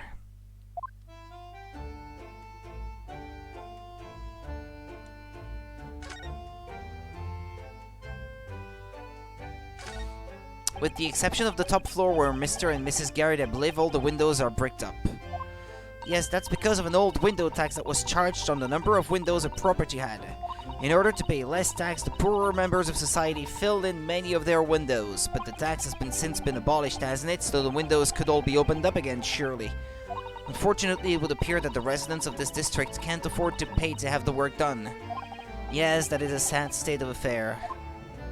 Especially for people like poor Mr. Natsume, who have to live all cooped up in a windowless room. I suppose that's the price you pay for living in very cheap accommodation. It all seems rather pointless when you put it like that.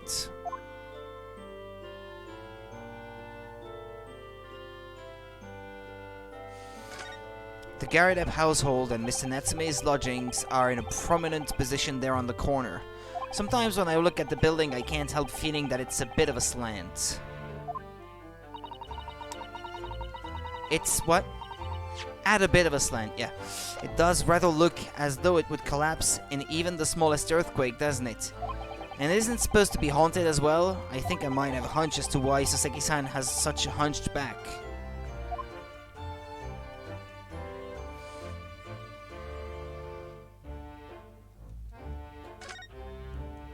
There always seems to be a bicycle outside the Garrett residence. I read that bicycles are extremely popular all over Great Britain at the moment, in fact.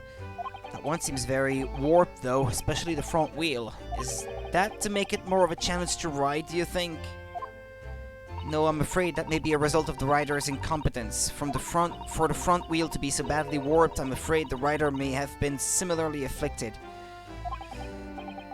Then there's a good chance that Mr. Natsume has been practicing on this bicycle, I think. Oh dear, I fear you may be right.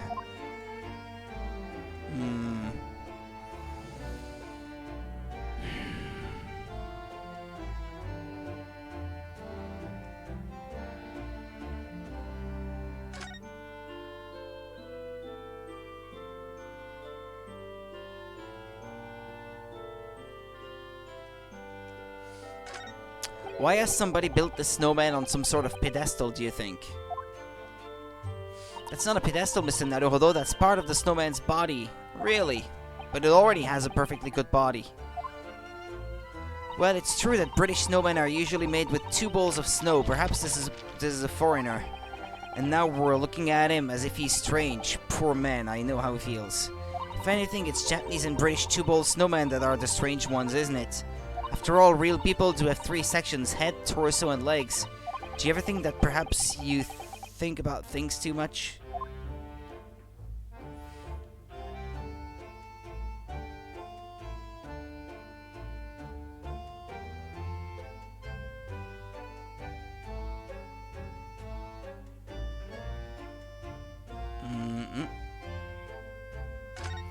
London's blanketed in fog again today, and the sky is covered in cloud, but if you look carefully in the distance, you can just make out the Crystal Tower being built. Ah, the Crystal Tower, yes, the centerpiece of the great exhibition that's to open in 6 months' time. Everyone's talking about the Great Exhibition of London at the moment, it seems. Well, it's to be the largest event of its kind anywhere in the world, with technology and scientists from all over. Can't wait for it myself. Do you think visiting students from the Far East like us will be granted entry?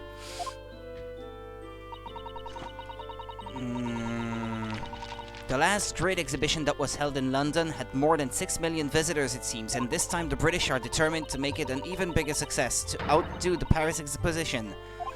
I see, that's an incredible number of people, and with so many people expected to attend, we should easily be able to slip in unnoticed. There's always the honest approach of buying tickets at the main entrance, Mr. Naruhodo.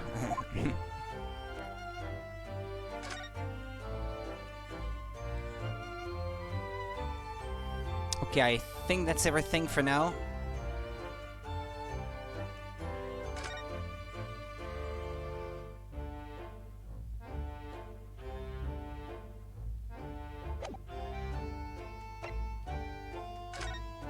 A new location has been added. Hmm.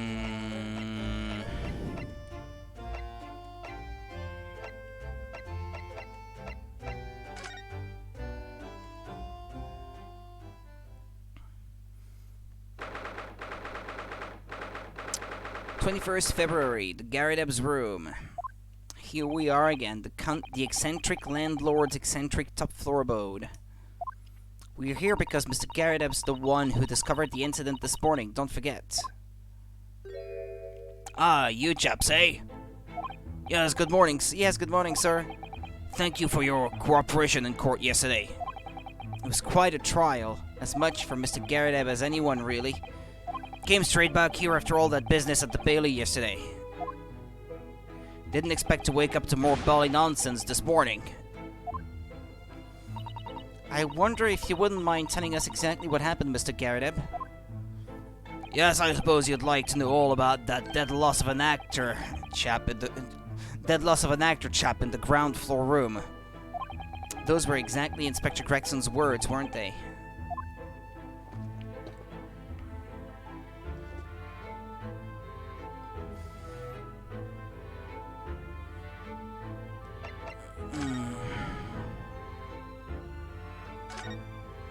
Ah yes, those enormous mortar shells. It's quite something seeing them up close, isn't it? Didn't you say something about firing them into the barracks, Mr. Garrideb? Ah, you remember, do you? Just a little mishap that occurred during training one day. What are you doing firing on your own men? The captain bellowed at me. I'm not surprised. A little mishap doesn't really do justice, does it? Well, one has these little incidents when one's a hot-headed young private. Perhaps I should put some evidence that resulted from one of my little mishaps on display.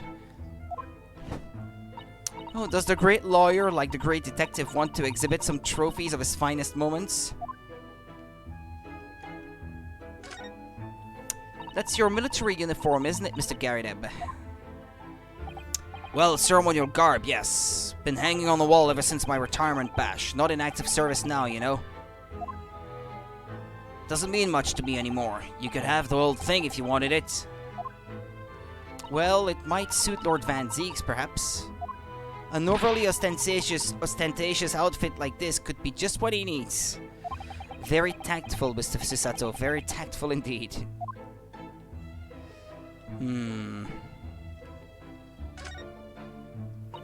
Oh, a copy of Rand's magazine.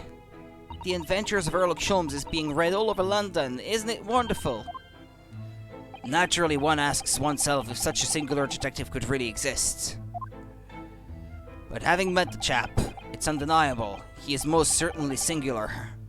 Singularly dangerous. That's genuine public opinion for you, Mr. Sato. Perhaps it should be reflected in the stories? Make no mistake, Mr. Naruhodo, I intend to snuff out the sort of public opinion we just heard personally. Starting to see where Mr. Sholmes' untainted reputation comes from now. If his fans are so passionate. You look very dashing in your uniform there, Mr. Garrideb. Ah, that old portrait, eh? Drawn by an art student who used to rent the room downstairs. Oh, you look so wonderfully young and courageous and strong. Art student? Could it be that Miss Green rented the room down there? For a while? Yes, well, the chap presented it to me one day and asked if I'd let him off the month's rent in return. If it's a him, then a he, then I suppose not. Oh, I see. So you did, presumably? I bally well did not. Oh. A portrait is a portrait, but rent is rent. Eh? And yet it's still there proudly on the wall.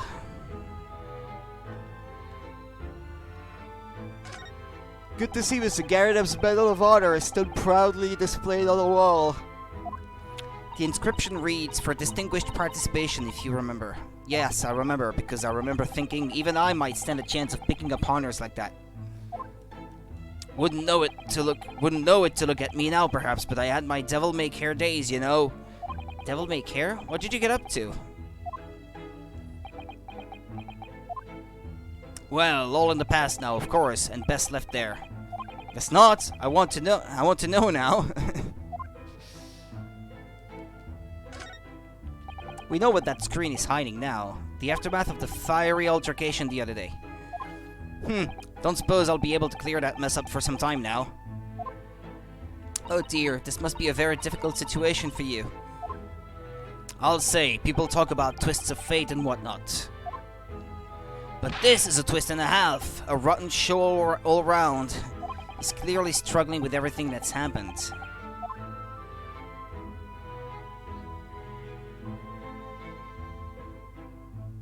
Ah yeah, I didn't expect a cannon, I guess. There's a single apron drying on that enormous cannon-shaped cloth horse. Look. No, Mr. Naruhodo, that's a real cannon. I knew that. I was just testing you. Piece of history that is. Seen plenty of action on the battlefield, I can tell you. Now, the old girl and I are just enjoying the peace and quiet of retirement together. And of course, she'd come in handy if the enemy decided to launch an attack again. Is there a war going on that I don't know about?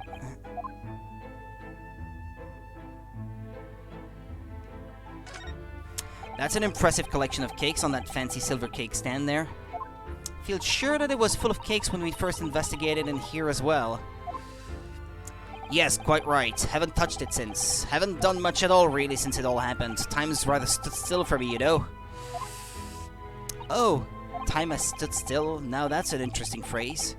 I might be able to use that excuse when I'm next supposed to be tidying the office.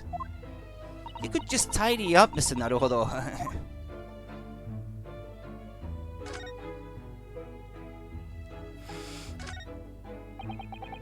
There is a good view over the wintry East End from up here. It's an oppressively grey scene. There's really nothing comparable in Japan. And down below, Briar Road, partly blanketed in snow. And the pavement where poor Miss Green was struck in the back by that knife. Thinking about it, this is the only room in this building that actually has a window to the outside world. Sometimes Great Britain really does seem like a strange land, doesn't it? I suppose all foreign cultures seem strange at first. Imagine how an Englishman would feel on arriving in Japan and seeing people with a chonmage topknot. Well, that's a good point.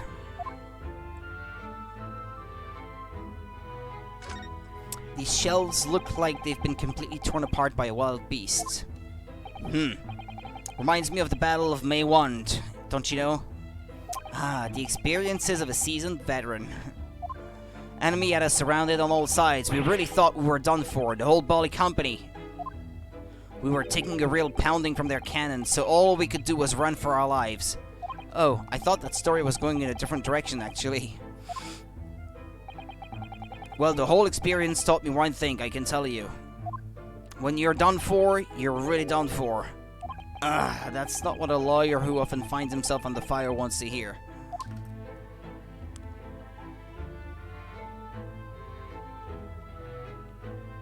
Well, that seems to be everything. This morning's incident. It must have been a real shock for you this morning. I hear that you discovered what had happened. Ah, well, that hopeless actor chap rises at 5 o'clock sharp every morning without fail, but at 5:30 this morning he still hadn't lit the gas. So I went down and knocked on his door, but no bally answer. And that's when you broke into his room by kicking down the door? Well, I called on that rum-looking Japanese chap to do the grunt work, of course. Wasn't it a little premature to kick the door down? The man could have just overslept by half an hour. It's very true, Mr. Naruhodo. If 30 minutes oversleeping warranted such behavior, I'd have to kick your door down every morning.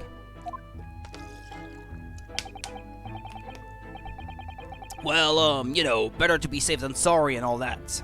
Is it just me, or is he avoiding our gaze now all of a sudden? Except that it was a sorry situation indeed that you found on the far side of the door. The victim's name is Mr. Shamspear, I believe, is that right? Yes, William Shakespeare took the ground floor room 3 months ago now. And how would you describe him? In a word, destitute. Destitute? Well, let's face it, the only redeeming feature of that room is the cheap rent. Anyone wanting to live in a place like that is either broke or has a bally screw loose. So hard to choose which category Saseki-san would fall into. Mr. Naruhodo, that's a little rude. He was doing research as well. Research? Into what? Shakespeare, of course. Shakespeare! Read a few plays of the old bard myself, you know, Romeo and Hamlet and all that. Yes, William Shakespeare is England's most highly regarded classical playwright and author. He's known as Sao in Japanese, as you know, and many of his works have already been translated. It seems incredible that Shakespeare was shortened to Sao, though. Someone was too heavy-handed there.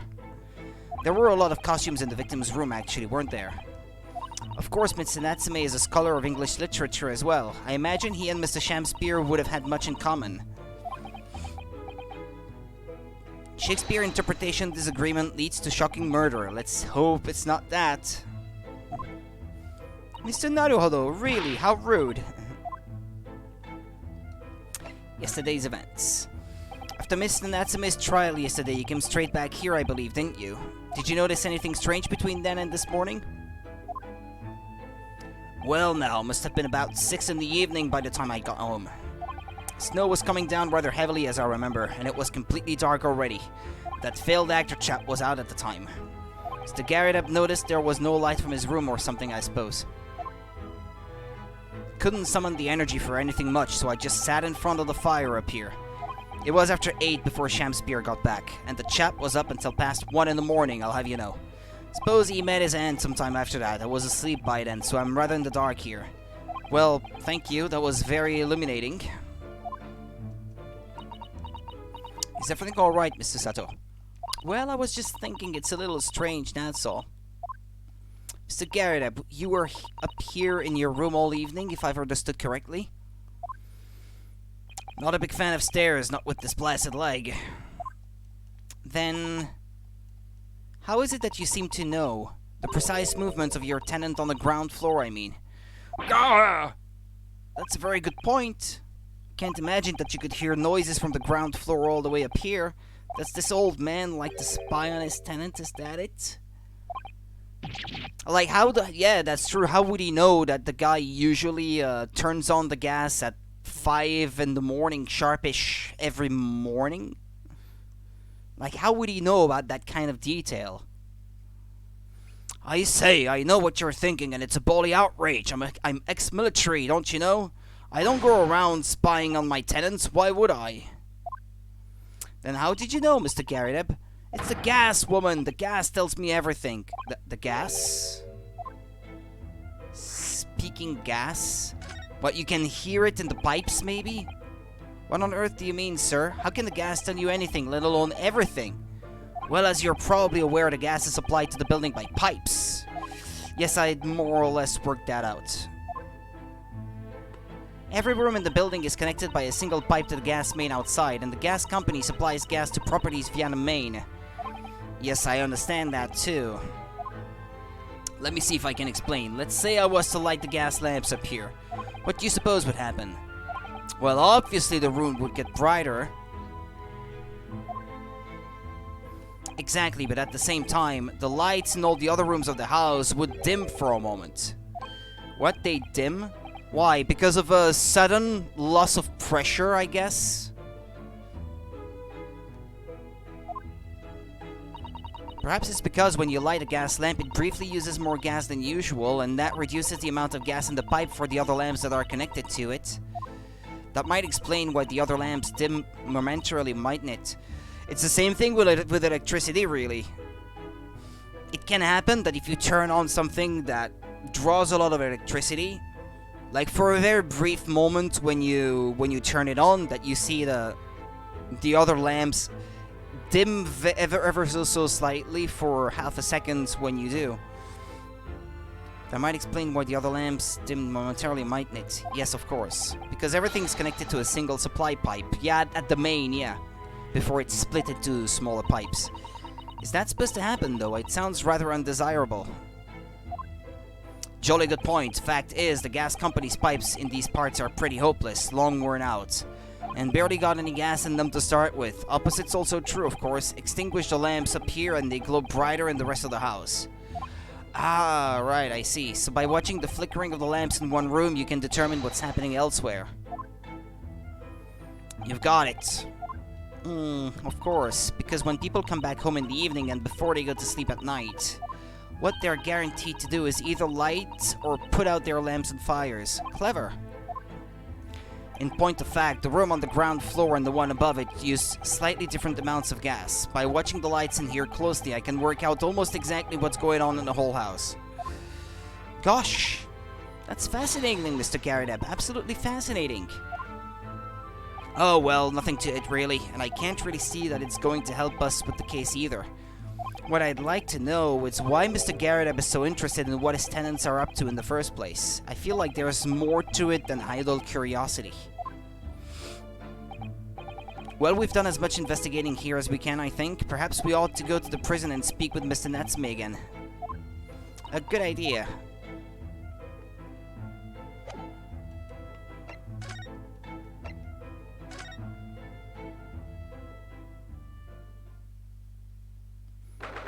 Mr. Naruhodo, locum... Attorney, Esquire. Look, Mr. Naruhodo. Mr. Natsume, have the police finished questioning you now? Locum student, Mr. Naruhodo, Esquire. Oh, yes. What is he? Tell me, is he a ghost? Is he here to haunt me? Let me guess, you're talking about Mr. Sholmes? He actually calls himself a great detective, Mr. Natsume, not a ghost. But his diabolical deductions, they're not of this world. They've left me.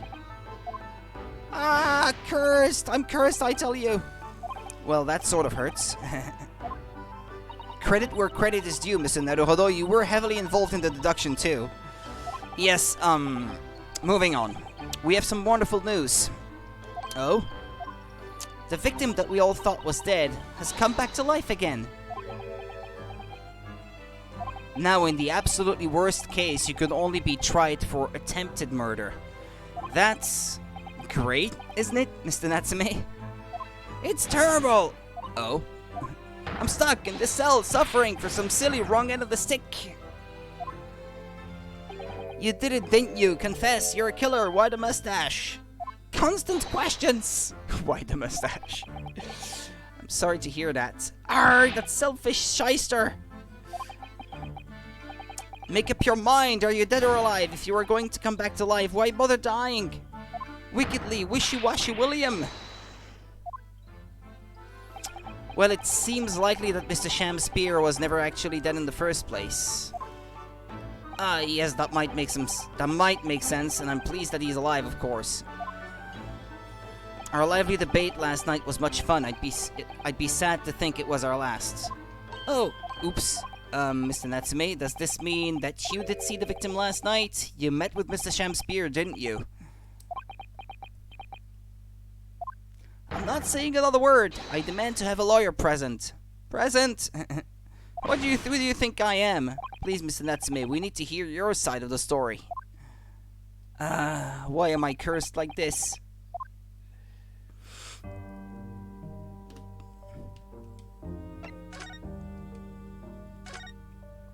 Can you tell us exactly what happened last night then, Mr. Natsume?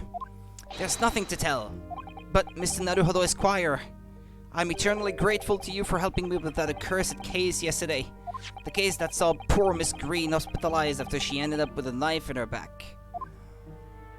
It's hard to believe that was only yesterday. After the trial was over, I trudged my weary way back to my lowly lodgings. And that evening at past 9, it must have been, I visited Mr. Shamspear.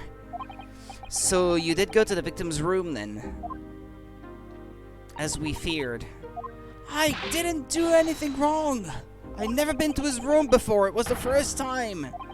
Then what made you decide to go? I bumped into him when I arrived back at the house. We got chatting and it developed into a discussion. But he had to go out, so I bade him farewell.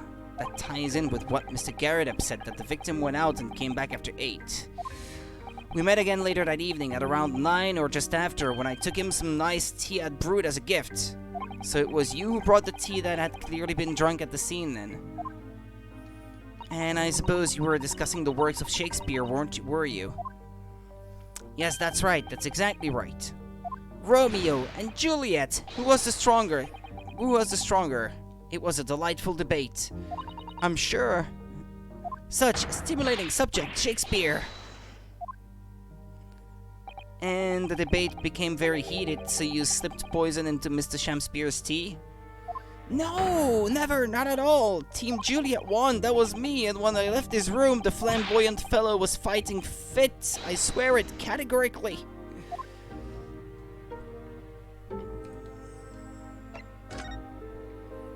Mr. Natsume, you often say the same thing about yourself, I've noticed, that you have a cursed existence.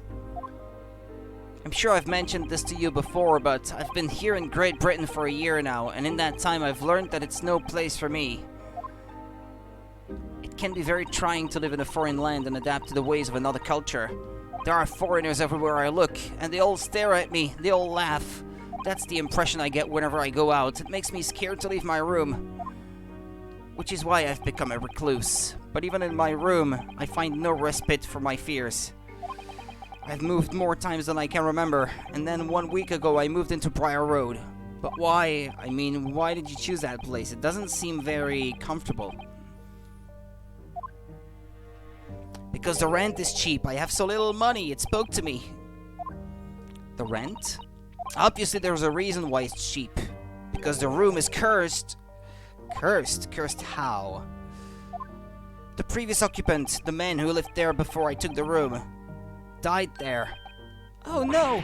He was only a young man, but one morning he was found dead and no one could explain why. Surely no one would want to live in a room with a history like that. You know what I'm starting to think?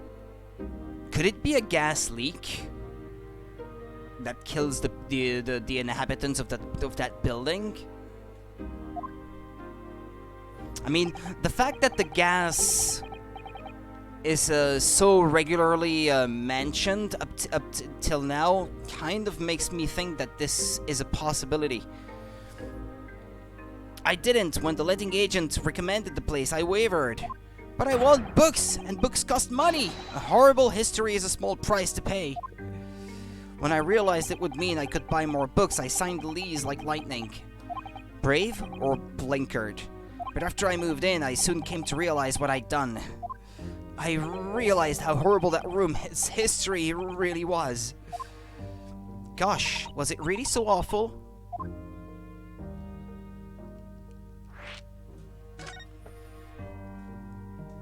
How did the room's horrible history affect you, Mr. Natsume? What happened? At first, it was just a feeling. The feeling of beady eyes boring into my back, watching me. Do you think that might just have been your mind playing tricks on you? No, my mind doesn't know any tricks. It was someone else. It's been one long nightmare ever since I was given the keys to the place. A nightmare? You've been having bad dreams, you mean? All the souls who've died in that room lean over me in my sleep and tried to strangle me.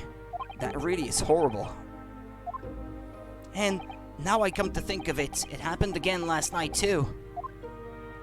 The very same night that Mr. Shakespeare was writhing in agony from the poison in his body. I was on the verge of being suffocated silently by those miserable spirits in my room. You simply must move out of that room as soon as possible. Yes, you're right, I know it, and that's why I'm already searching for the next room with a history to call home. I think perhaps you should try to avoid accommodation with any kind of history at all. Otherwise, I'm scared that you yourself may become history. Phew, Susada-san knows how to make the man listen.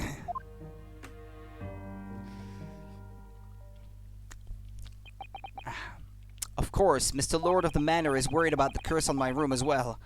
You mean Mr. Garrett? Yes, he knows that if people keep dying there, he'll never be able to rent it out again. Well, that's true. I, for one, wouldn't go near the place. Ah, perhaps that may explain why the landlord pays so much attention to the gas lamps and his tenants' movements. You mean because he's worried about their well-being? He does seem to have an unusually keen interest in the amount of gas in the pipes. There must be a reason why he keeps such close tabs on the occupants of his lit rooms. What do you mean, he pays so much attention to the gas lamps? Oh dear, no, it's nothing to do with you, Mr. Natsume. Please forget I said anything. Oh, now you're talking about me behind my back as well. What's important is that Mr. Shamspear isn't in fact dead at all. Once he's come round and he's able to tell us what happens, we'll be able to get you released. Yes, please. Oh, I do hope you're right. Ahem, excuse me. Inspector Gregson. I couldn't help overhearing what you just said, and on that note, I have some good news and some bad news. Oh? Which do you want first? Always, every time, the bad news comes first. When hope is all you have, hold on to it. That's my guiding principle. Right, well in that case, the good news it is. Huh? Sorry, but it's just a lot easier to explain everything that way. Then why did you ask me my preference? As you might have heard, the victim, Mr. Shamspear, was just unconscious. He's come round now. Yes, we saw it happen in all its terrifying glory. He's still being treated by the doctors, but we've managed to get a written statement from him already. Oh, isn't that wonderful, Mr. Natsume? Oh, thank goodness. It's all over then. I can leave this somber cell. Sorry, no, that's not on the cards. What? Why ever not, Inspector? That's the bad news. Mr. Shamspear has implicated someone as being responsible for what happened last night. Implicated someone? Oh dear, you don't mean... I'm sorry to say I do, yes. He's pointed the finger at you, Mr. Natsume. Arrgh! By sweet poison did he seeketh to end my life. That wickedst caitiff, Soseki Natsume. So I'm afraid you'll be appearing in court as planned. You'll be wanting to make the necessary preparations. No! I guess, locum student Mr. Naruhodo Esquire is gonna have to step in again. And so, once again, Soseki-san found himself having to take the dock in the Old Bailey. Whether his room was haunted or whether he was just terribly unlucky, I knew I had no choice. The following day, I would represent him in court and do my utmost to break the curse that blighted him. So we are at the trial already. I had to be continued. Okay.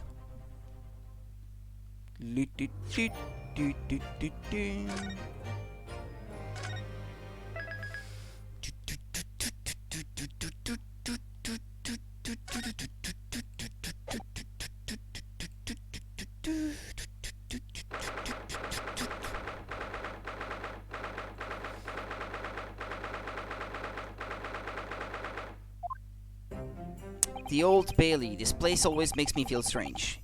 I seem to get chills down my spine and break out in a nervous sweat all at the same time. Well, I didn't think I'd be back here so soon. That's my line! Good morning! Good morning, Mr. Natsume. It was only 2 days ago that I was declared not guilty here. Yes, we somehow managed to prove he didn't stab Miss Green in the back. But now it is another morning, another murder, and here I am again in this hellhole. Can't keep coming to court. I'm beginning to think he's right. It really does seem as though he's cursed. Mr. Naruhodo, I'm afraid I have bad news. Oh. Mr. Natsume, good morning. Yes, morning. So, here we are again. Yes, again.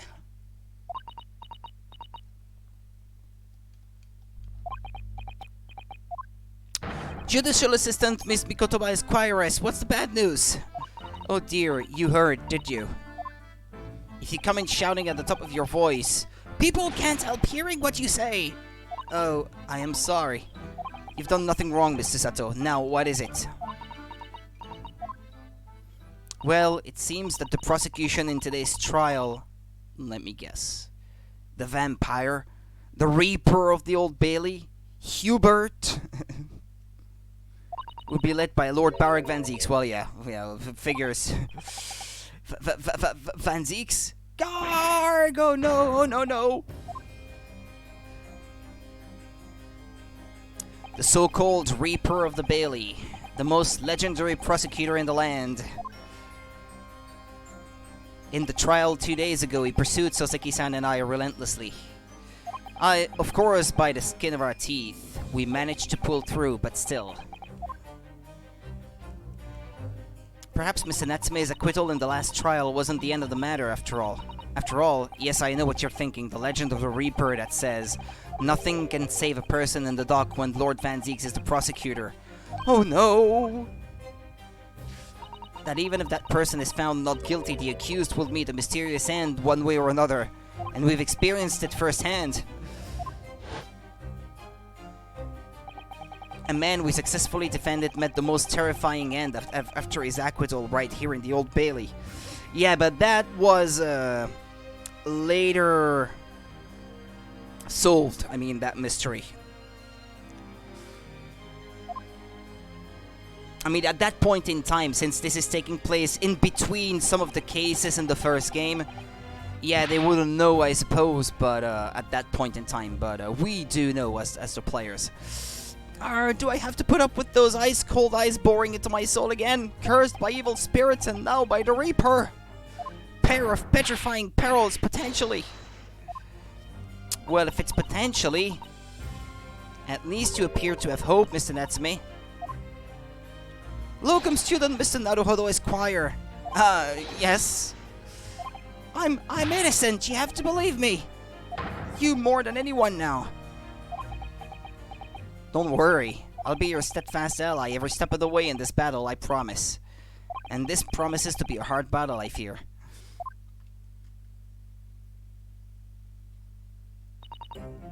Well, the trial is scheduled to begin shortly. We should move into the courtroom. Let's go. Oh, yes, I forgot to say, I'm afraid he won't be able to make it. Mr. Sholmes, I mean. That's probably for the best. Oh? If he were here, I might be tempted to rely on his help, and that could be seen as a weakness. If Lord Van Zieks were to notice, he'd prey on it mercilessly. At least, that's my gut feeling. Mr. Naruhodo. You're right. Yes, you're so right. Oh, well said, locum student, Mr. Naruhodo Esquire. Well said. I swear on this sword at my side and on the spirit of Kazumata that harbors. I'll show him what a Japanese lawyer can do. I'll set you free. With honor. Oh, yes.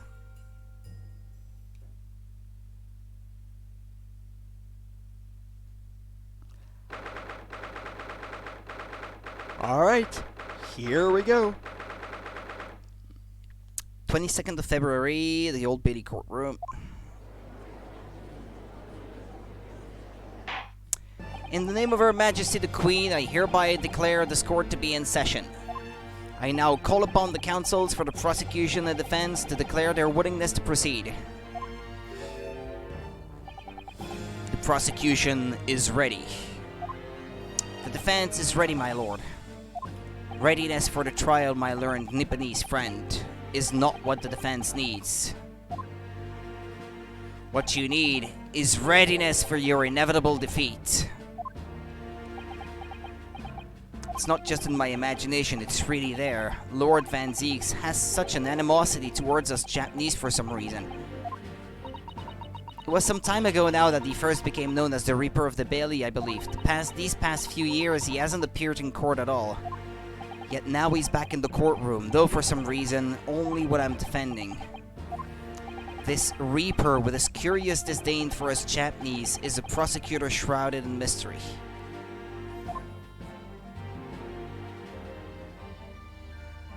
Still, this isn't the time to be pondering that. I have to concentrate on Soseki-san's trial. Furthermore, I now call upon the 6 ladies and gentlemen of the jury. Oh yeah, let us see what they look like this time. You have been chosen at random to represent the will of the people in this trial. Are you ready to fulfill your duty? Oh, not him again! How many times is he gonna get picked as a juror? Absolutely, I had a feeling this larrikin was an innocent before. Ah, her again? I must say that I feel especially ruthless on days when my hat refuses to sit tight. Okay, him again? Oh, well, I rather like how you're wearing your hat. I think the ruthless look is very fetching, actually. Okay, she's new. I need to be somewhere at 10 o'clock. I have a very important meeting, so let's make this quick. Okay, there's only one new juror in the bunch. I couldn't agree more. I need to take home 5 bob tonight, or the missus will go through the roof. Oh, may the Lord show us all the light here and lead his flock to a righteous verdict. The British jury system is so very different to our own, isn't it? It's quite extraordinary to think that the power of judgment is in the hands of 6 members of the public, and that the judge can only pass sentence when all jurors are in agreement about the defendant's guilt. 6 citizens of London chosen at random, or at least that's the idea, because they don't seem so random to me. The prosecution would draw attention to the fact that the accused was on trial here but 2 days ago. Accordingly, where possible, the same jurors have been asked to return for duty today.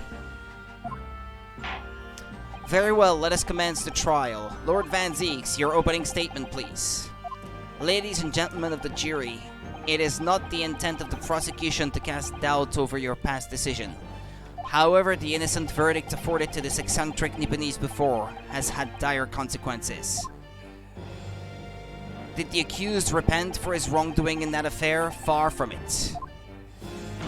Instead, he used his freedom to perpetrate a most blood-curdling crime, namely that of the attempted murder of his neighboring lodger, an innocent Englishman. To explain the circumstances of the crime, the prosecution calls its first witnesses to the stand.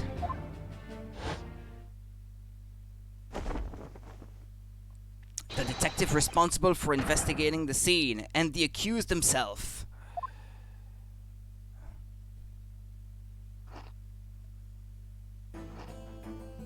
Witnesses, your names and occupations, please. Yes, sir. Tobias Gregson, Detective Inspector at Scotland Yard's Homicide Division. Sasaki Natsume from the Empire of Japan. My government ordered me to come here as a student to study your language and culture. Mr. Natsume. Yes, my lord, sir. I'm quite sure I'm not mistaken that you swore an oath never to set foot in my courtroom again. I remember it as if it were yesterday, because it kind of was. The day before, in fact, my lord, but close enough, yeah. Believe me, this is the last place I want to be. Inspector, let's hear from you first. Explain the case for the court. Right you are, sir. The incident occurred at the Garrideb household where the defendant has lodgings. In the ground floor room of the victim, Mr. William Shamspeare, the defendant has already admitted to visiting the victim on the night in question. Mr. Shamspeare collapsed in his room as a result of poisoning by strychnine. Strychnine? Strychnine? How do you say that in English? I would say strychnine, but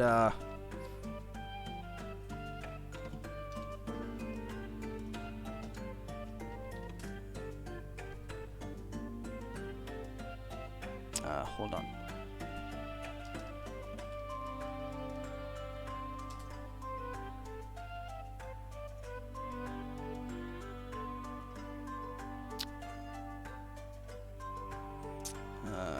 Hold on.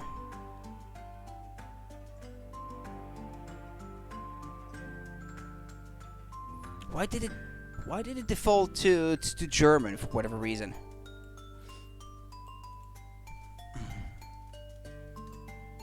Okay, let's listen. Strychnine. Strychnine. Strychnine. Okay. Yeah, well, I said it mostly correctly then, I suppose. Strychnine. It was found the following morning when the landlord, suspecting something was wrong, broke down the door.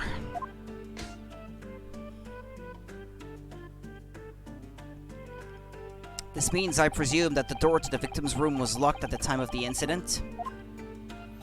Correct, my lord. It was locked from the inside, making entry to or exit from the room impossible. Although the victim, Mr. Shamspear, lives to tell tale, he very nearly didn't. The man was halfway to heaven when we first found him. I was the first officer on the scene, my lord, and I have a photographic print here that I took at the time to show how it looked.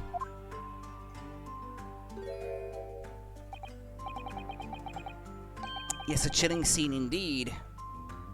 I didn't know this before, but there's a puddle on the ground in front of the gas meter, sorry. It's a chilling scene indeed. The man looks very much deceased. That's right, everyone present believed that that's exactly what he was. Very well, I shall accept this photographic print as evidence for the court. The crime scene photograph has been entered into the court record. Now then, Mr. Natsume. Yes. As the defendant, do you have anything to say at this juncture? They're haunted by evil spirits. Good gracious, what's haunted? My lodgings! There's been a whole series of strange happenings in my lodgings. The tenant before me died in mysterious circumstances. A woman was stabbed by no one on the street outside. My neighbor was poisoned. And me? What about me? I've nearly been killed countless times. Killed, Mr. Natsume? How? Even on that fateful night it happened, when I returned from Mr. Shamspear's room. I lit my gas stove and climbed to bed, but before long, the stove went out. And somebody tried to kill me. You must always extinguish all fires before retiring for the night, Mr. Natsume. But it's so cold, my runny nose would freeze. The point is, I didn't poison my neighbor. Oh, why am I being accused of this? Why is my existence so cursed? Thank you, witnesses. I believe I have a reasonably clear picture of events. If I could raise one more point, my lord. One more conclusive point. Conclusive? Go on. Fortunately, the victim, Mr. Shamspear, has regained consciousness after his ordeal, and he has named the true culprit. The poison consumed by the victim was administered in a cup of tea that he drank on the night in question.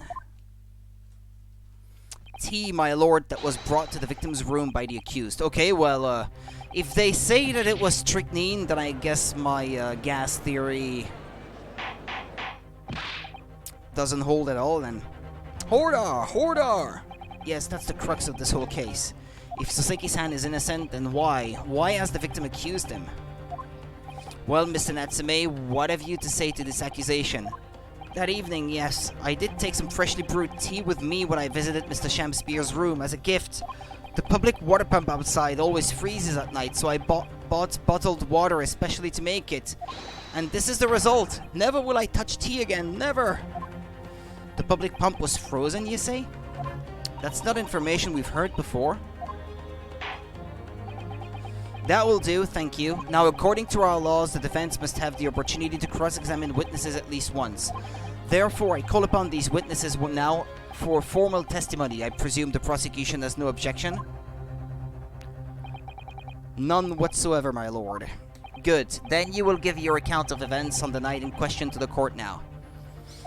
Yeah. Yes, my lord.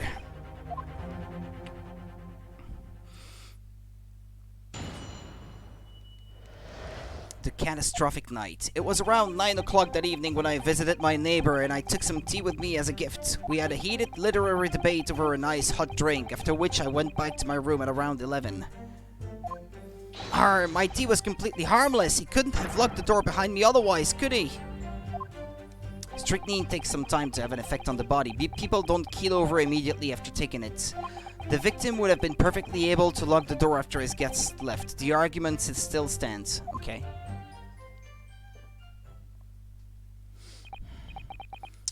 Yes, I see. It all seems relatively straightforward.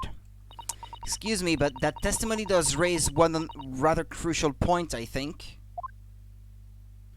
Mr. Natsume claims his tea to have been harmless, presumably though. The teacups have been examined for traces of the poison, haven't they? Why didn't I think of that? Well, as it happens, no. We haven't been able to. Did I hear you correctly, Inspector? Scotland Yard has failed to examine the suspect substance? How could you have overlooked something so important? Isn't that the first thing you should have done? my learned Nipponese friend is falsely incensed. The inspector said Scotland Yard was unable to examine the tea, not that it was overlooked. Unable? Why? It's simple enough, there was none left. Not a drop. Someone must have been very thirsty indeed. Ah, but come on, that leaves traces in the cup or something. With current scientific techniques, it's not possible to test for poison under such circumstances. Ah, well, if you say so. We only need a drop, but that one drop does actually have to exist, funnily enough.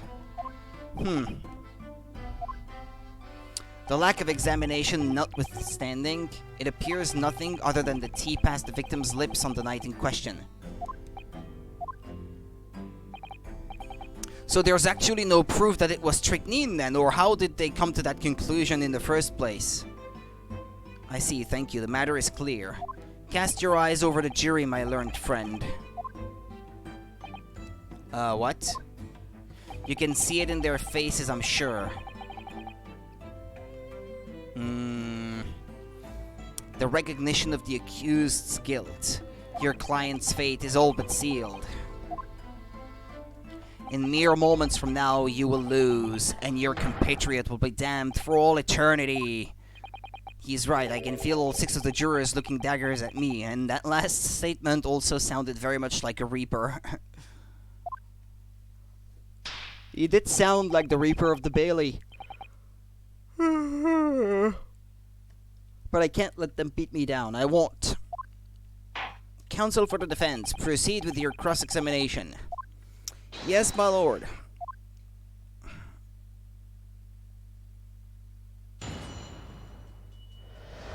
The catastrophic night. It was around 9 o'clock that evening when I visited my neighbor and I took some tea with me as a gift. We had a heated literary debate over a nice hot drink, after which I went back to my room at around 11. My tea was completely harmless. He couldn't have locked the door behind me otherwise, could he? Strychnine takes some time to have an effect on the body. People don't keel over immediately after taking it. How do you know it was a strychnine? How long does it take for symptoms to appear then? According to the coroner I was speaking to at the yard, about 30 minutes after the poison's consumed. Then the victim suffers violent convulsions, cramping and stiffness, and eventually dies from asphyxiation. But if it was strychnine, why didn't he die then? So there's a 30-minute interval between when the poison is ingested and the onset of symptoms. There seem to be a lot of different types of poison in the world, that's for sure. Oh dear, death by poisoning again. It's always so awful. 30 minutes is a long time. Certainly long enough for the victim to have locked the door behind the accused after he left. You can't deny that, and it further degrades Sasaki-san's alibi. I have the medical report from the doctor who examined the victim here, my lord. It spells it out really. The accused is the only person who could have done it. Very well, the court will add this report to the court record as evidence. The victim's medical report has been entered into the court record. Let me have a look at it. Oh yes, I see it here. Delayed onset of symptoms, she says.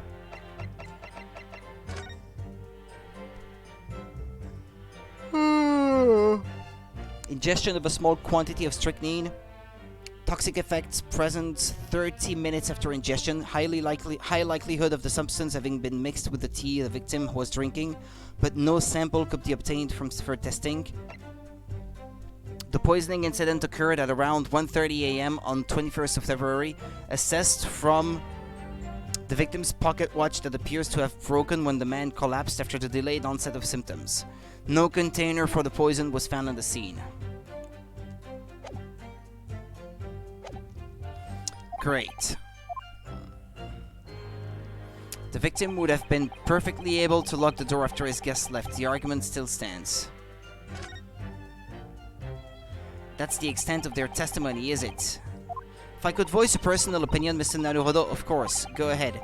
Mr. Natsume is arguing for his innocence so adamantly and so persistently, yet Inspector Gregson just brushes what he says aside. It's really quite infuriating. I agree, so we need to find an inconsistency in what the inspector is saying, I think. I'm afraid so. As things stand, the jurors are sure to find Mr. Natsume guilty. As I see it, what we need to focus on is the poison and the tea. Let's listen carefully to this testimony again.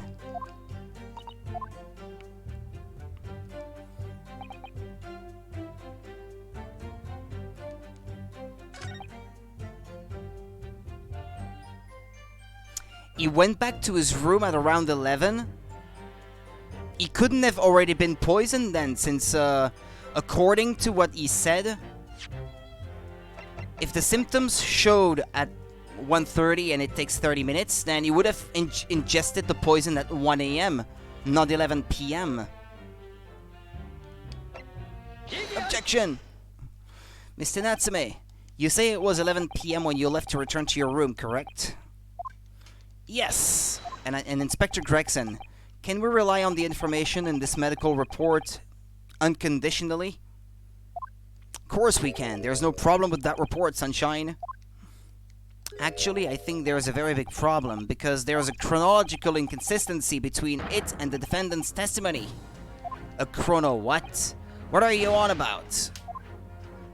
According to this report, the victim must have consumed the poison at around 1:30 in the morning. Or consumed the poison?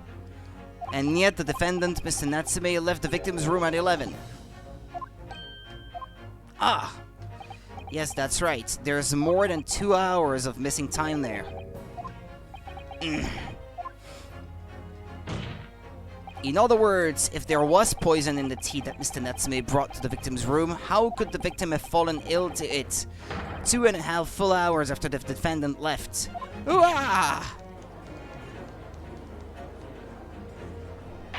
The defense's argument is entirely reasonable. How'd you respond, Lord Van Zeeks?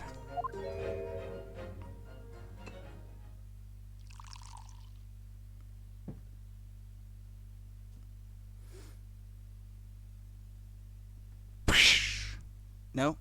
He's not gonna break it? Pray forgive the discourtesy if my mind has wandered. I was considering what cuisine would best complement the contents of my hallowed chalice this luncheon. How could it have happened, you ask? I do hate to shatter illusions, but my Nipponese friend appears to be chasing a phantom idea. A phantom? Is it so hard to imagine that the victim drank his tea after the accused had left? For example, at the time stated in the medical report? Yes, at around 1:30. Mr. Natsume brought the tea with him to drink together with his neighbor, and in Japan there is a well-known saying, drink tea while it's hot.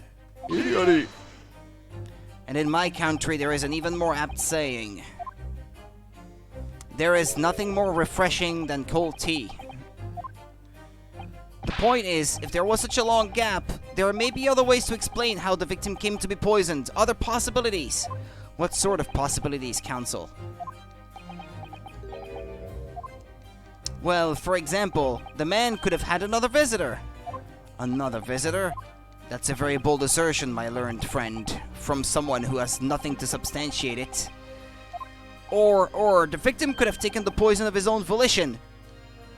You suggest this may have been a suicide, counsel? Mr. Shamspeare has categorically denied suicide. The idea can and must be discounted. But he could be lying.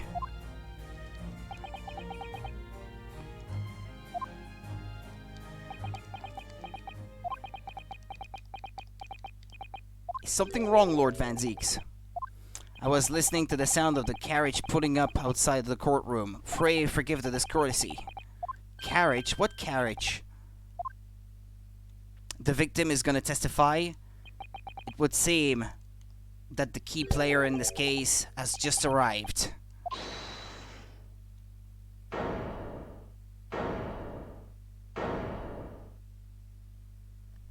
Well? Out! Out, brief candle! Life's but a walking shadow! A poor player that struts and frets his hour upon the stage and then is heard no more. It is a tale told by an idiot, full of sound and fury, signifying nothing.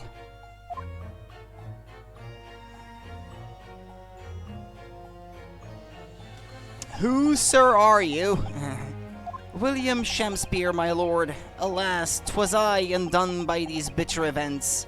I am the victim. What's he doing here?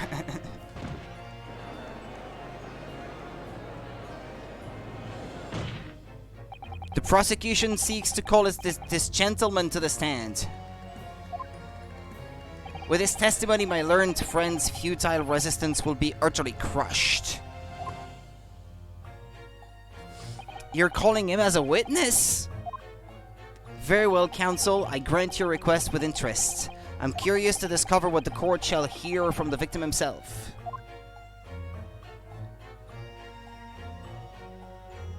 Happy am I, Shamspeare, to regale thee with my tale of woe, my lord.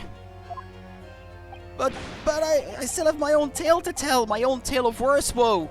I can regale the court with the tale of my perfect innocence in perfect English. That will do, Mr. Natsume. Let the court now hear from the victim.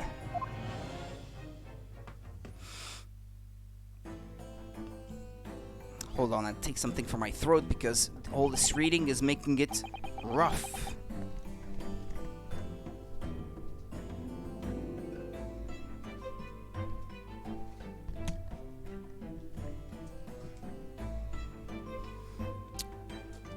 Alright, so that's Mr. Shamspeare.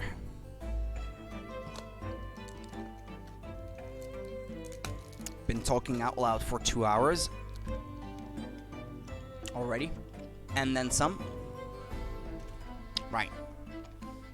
Alright, so that's Mr. Shamspeare. But who's that other man beside him? Yes, I think I feel sure that we've caught a glimpse of that man before. State your names and occupations for the court, please, witnesses.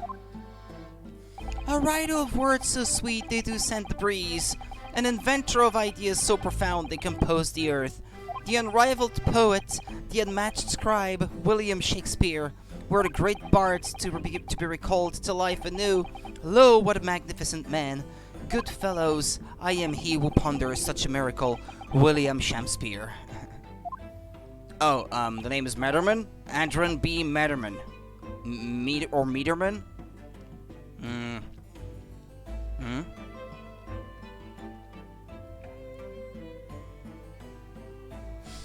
If there's a joke with his name or something, I don't get it.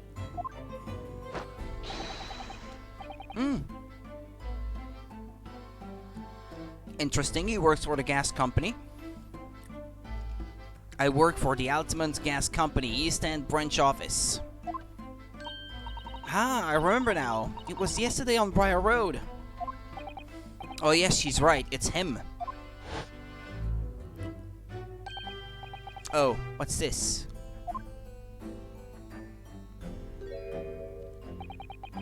What's that man doing over there? Looks like he's trying to see into Soseki-san's lodgings.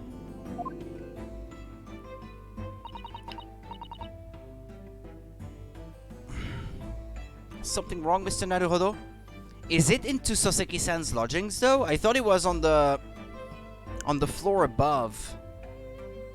And that it was the victim living on the ground floor. Or was it the other way around? Something wrong, Mr. Naruhodo? Excuse me, could we have a word?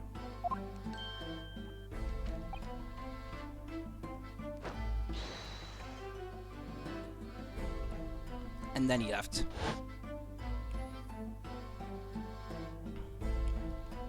Yes, we spotted him outside Mr. Garrett's house that morning. And he's a gas company employee? What does he have to do with this case? So, Mr. William Shamspeare, you are the victim in this miserable affair, correct? Oh, heaven, oh, hell, do you command me to remember that sweet poison that didst cross me and cross mine innocent lips? I subpoenaed him for the trial, with his doctor's permission, naturally. Hearing the testimony of the aggrieved will remove any room for doubt from the jurors' minds, I'm sure. Behold, you have only to rearrange the letters of my name to see that me's a seraph, an angel indeed. Me's a seraph? Thus be I noble of mind, sweet of nature, and verily honest of heart, as all heavenly angels be. Because there isn't a less contrived meaning in your name? No, not at all. The jurors seem to be very moved by this man, I'm afraid. They're actually taking the seraph anagram ID seriously. Guy's a sham! Damn it! Thank you, witnesses, for your illuminating introductions. But my lord, what's the man next to Mr. Shamspear doing here? The gas man, I mean. What, me? Well, now. Allow me to enlighten my learned friend. You recall, I presume, your earlier impertinence? When you suggested that the victim had another visitor in his room on the night in question? And moreover, that the victim is a compulsive liar? What? No, I didn't quite say that. This young chin-stroker is here to controvert your wild claims conclusively. Is that not so, Mr. Meterman? Well, I guess he's a meterman because he works on those gas meters. I guess that's the idea. But Hadron B? Hadron? Is that a gas? Hadron? Don't think so. But the word rings a bell anyway.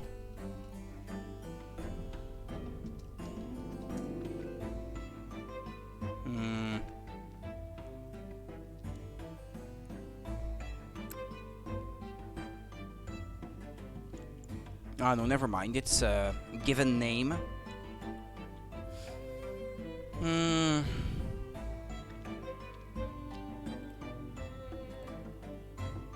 Well, anyway. Hang on. No, I'm just here.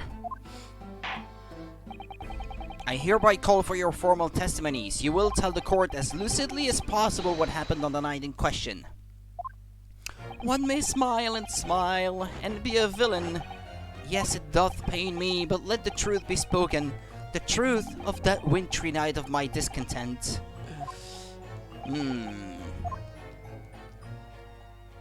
These two had arguments before. We saw that in the first game. The wintry night of my discontent. The snow lay about, my neighbour did cometh in the evening bearing a gift of tea, but Mary! Bitter was his drink, and when he left, I did fall prostrate on my table. Is strychnine supposed to be bitter?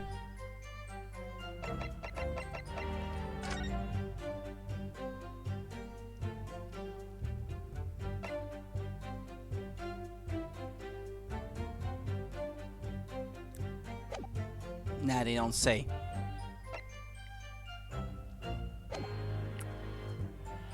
And when he left, I did fall prostrate on my table. 'Twas the tea alone that passed my lips that late hour, naught else. I was outside this bloke's window in the freezing cold all night, keeping an eye on his room. No one else visited his room but that short little round-backed Eastern fella. The one thing that I want to ask is why were you keeping an eye on that guy's room? Wait, what did you say? You were keeping an eye on Mr. Shamspear's room all night? That's right, course the bloke's window is all but blocked up, isn't it? But there's a little gap in the bricks where you can see into the room. So I spent the night trying to keep my teeth from chattering as I peered in through that.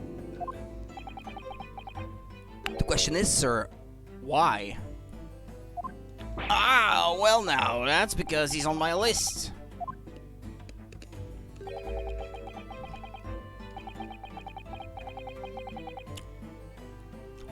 What a piece of work is a man! Wherefore wouldst thou not stare in wonderment? What are you talking about? This buzzing busybody hath not part in this play. I pray thee, pay him no heed, make no more ado about his tedious words. What you say about me? Calm yourself. This court is concerned with what happened on the night in question, nothing more. Indeed, that is so. And as the testimony we have just heard clearly reveals, there was no other than the accused present at the time who could have carried out this crime.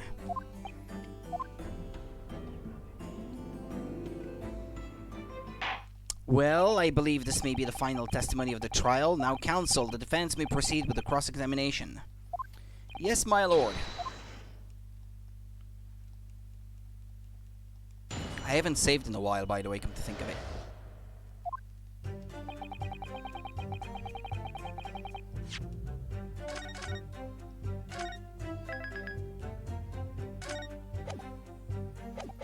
The snow lay about, my neighbor did come th- Yeah, hold on, I want to get to the part where the...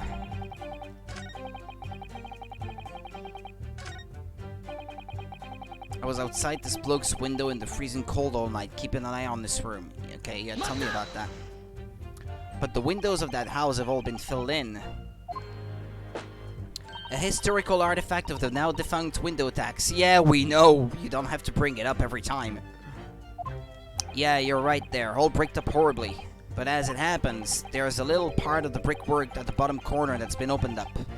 It wasn't opened up when we found the body, though. I was looking in through that gap. Yes, there were a few bricks loose, weren't there? And for some strange reason, a couple of bars of soap lined up on the ledge outside as well. I don't like going around and poking my chin in other people's business, especially on freezing cold nights. But them's my orders, so that's what I'll keep doing. As long as there's breath in my body. Why, though? What's with all the theatricals today? Out of interest, Mr. Meterman, after the accused had left and returned to his own lodgings, did you see the victim leave the room at all? No, he never left. He was in that room the whole time as far as I'm concerned. And we can therefore discount the possibility of suicide. How can you be sure of that? The police carried out a thorough investigation of the scene and found no receptacle for the poison. And since we know the victim didn't leave his room and hence didn't dispose of the poison's container himself, it's clear that this was no attempted suicide. Only the culprit could have removed the receptacle. Ah, yes, lucidly explained, counsel. Thank you. It really was. You can't argue with the logic.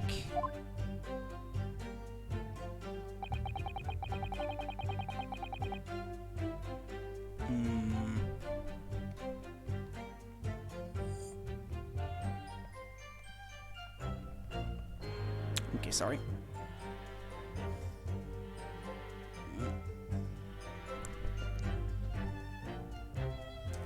Okay. No one else visited his room but that short little round-backed Eastern fella.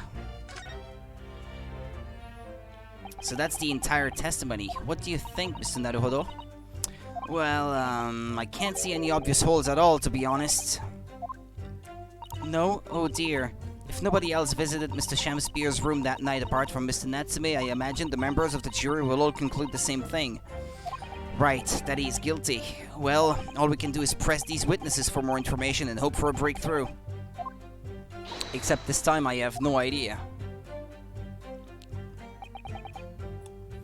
Maybe let me press on that last statement.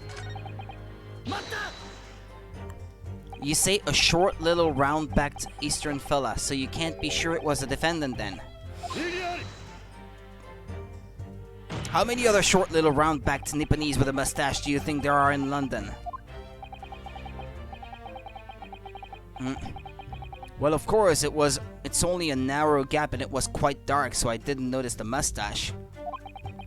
But he showed up at around 9, so I'm pretty sure of myself. And when the person you saw arrived, did he and Mr. Shamspear drink tea together?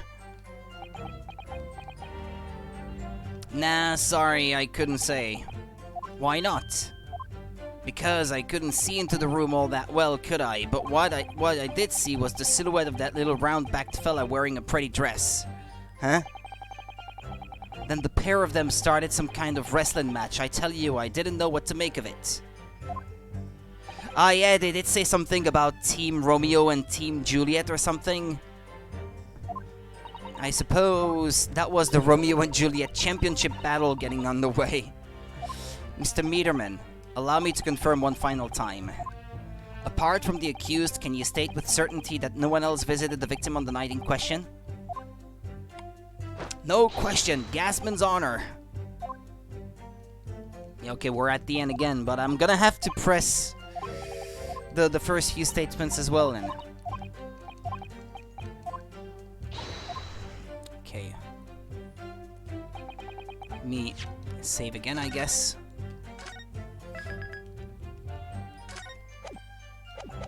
Mata! To be clear, by neighbor, you are referring to the defendant, Mr. Natsume? Oh, indeed, sire. Perchance thou wouldst call that I call him the man from upstairs? Yeah, why did he say that he was trying to look into Soseki's room earlier? That's a mistake, that's an oversight, isn't it? Because on the ground floor, as they say, it's this guy that lives there, not Soseki. He lives on the second floor, or first floor above the ground floor, if you like. depending on how you want to count these, because there are two ways of doing so.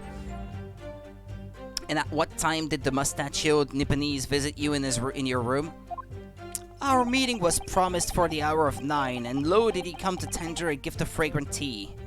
Details which are in accordance with the defendant's own testimony, yes. And we were broiled in such a literary debate as history has not seen before. By which I presume he means their discussion about who was the stronger, Romeo or Juliet. I, Shakespeare, did play the part of young Romeo, whilst my neighbour played the fair Juliet. Each of us dressed as would our characters be, to bring weight upon our merry experiment. I dare not imagine the scene. Frailty, thy name is woman. Canst thou imagine how dismayed I was? Yes, I had heard of the Eastern art of Jiu-Jitsu, but ne'er did I dream 'twould be a skill practiced by the comely maiden. Juliet beat Romeo up with Jiu-Jitsu? This is not helping our case. I believe the court has heard enough about your earth-shattering literary debate. Perhaps you could reiterate your statement about the tea that the accused brought to your room? My liege, I am thy servant. Gladly I would do thy bidding. But Mary, bitter was his drink, and when he left I did fall prostrate on my table. Yeah, wait, hold on. Let me stop you there. Mr. Natsume left your room at 11 o'clock, but it wasn't until after 2 that the poison made you collapse. That amounts to more than 3 hours of missing time. If the defendant had really put the poison into your tea, that 3-hour window of time is something you're going to have to explain. Gladly, 'tis an easy task. What? I did drink of the tea, not while my guests did tarry. What was that? Okay, so hold on. Did tarry, but after he took leave of me. Faith, 'twas stone cold, but at 1 hour post midnight, verily were my lips parched.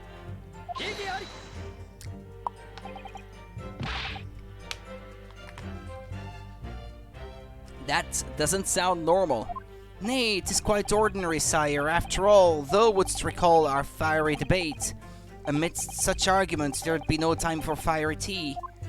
Romeo and Juliet again, and who was stronger? Mr. Shakespeare, in summary, allow me to confirm. Did you not come here with the intention of naming your attacker? But of course, my liege. 'Twas the stooped lover of words did attempt to shuffle me of this mortal coil.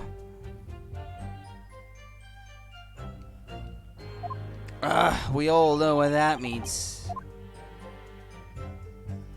'Twas the tea alone that passed my lips that late hour, naught else. So you didn't have any kind of evening meal? Dinner? Supper? What about the soap? Fie on luxury, fie on gluttony. To eat thrice daily is but a waste of time. Sorry? I would that my belly were full no more oft than the sun doth rise. Well, most heroic eating habits, I must say. Night and day do I fill my hours with learned study of the great bard and playwright.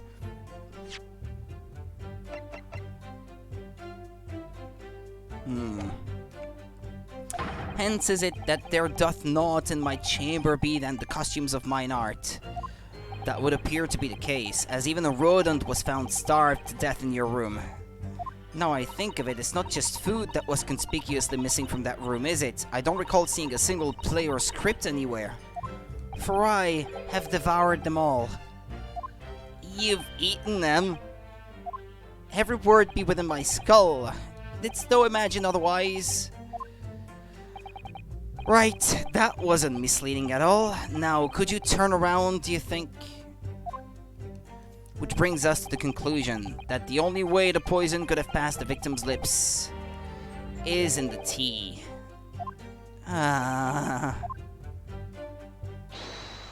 Okay. What is it?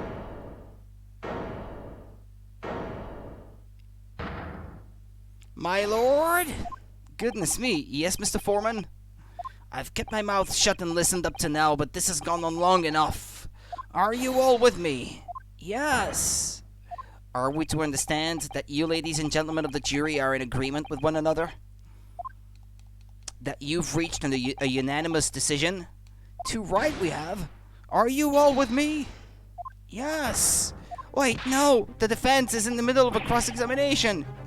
To be honest, I was holding out a bit of hope for you, young man, especially after you identified those few hours that followed the accused leaving the victim's room. Yes, the 3 missing hours, as you put it. But in the end, what difference do they make? None as far as I can see. And since that's now apparent, there's really no reason to delay our decision any longer. Like I was saying before, if I don't take 5 bob home with me tonight, the missus will blow her top. Huh? What's that? Sorry, I didn't quite catch what you said. I missed this guy. Very well, let the court be apprised of your decisions. Ladies and gentlemen of the jury, you will state your leanings as to the defendant's culpability. 有罪有罪有罪有罪有罪有罪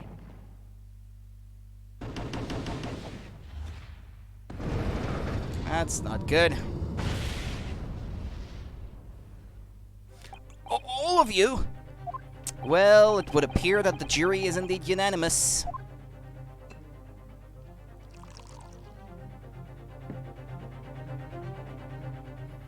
So, this time at least, it seems justice will be done. All's well that ends well, as they say. This calls for a toast, I feel.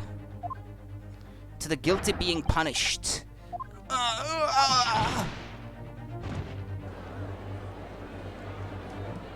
Get up, Mr. Naruhodo, please. The trial isn't over yet. What do you mean, Mr. Sato? What about the information I found in this encyclopedia of British law I have? That obscure right that belongs to the defense in these situations, remember? A summation examination. Yes, that's right. We don't have a jury in Japanese courts, of course, but here in the British Court of Law, if we can reverse the decisions of a majority of the jurors, we can force the trial to continue. This trial can't end now. Whatever it takes, I just can't let that happen. The defense moves to invoke its right to a summation examination, my lord. Why am I not surprised at my learned Nipponese friend's inability to admit defeat? You choose to cling desperately to some archaic rule you barely comprehend instead of accepting the truth. Certainly no other defense counsellor in recent times has exercised the right to a summation examination. Because they all know that once the jury's mind is set, it cannot be altered. I've already done it. Nevertheless, the right remains and must be upheld. The defense counsel's request is granted. This court will proceed with a summation examination as outlined in the Encyclopedia of British Law. Thank you, my lord.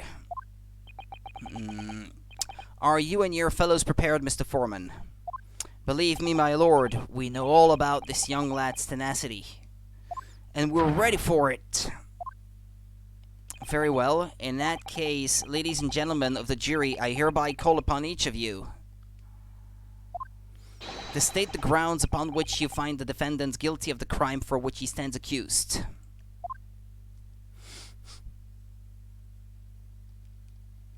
Judicial findings. The jurors' contentions. The victim may not be well off, but he's a noble man and straight up. There's no reason to doubt the man. Well, I do declare the good gentleman has no reason to lie. In fact, I think he's rather splendid. Just look at the accused by comparison. He's Japanese, stoops all the while, and has a mustache. Very fishy. There's no evidence to suggest the gangling actor is a fraudsman. For now, at least. Arrgh, I really don't care, like. I just need this trial to end quickly. 3 hours of missing time is nothing when you reach my age, you know? Nothing at all.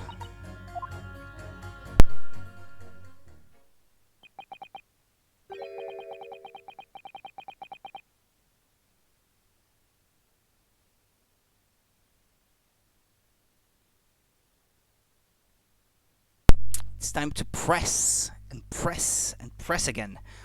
I knew it. Every single one of them seems completely convinced. It would seem that all the jurors have come to the conclusion that Mr. Shamspeare is a fine, upstanding, and honest citizen.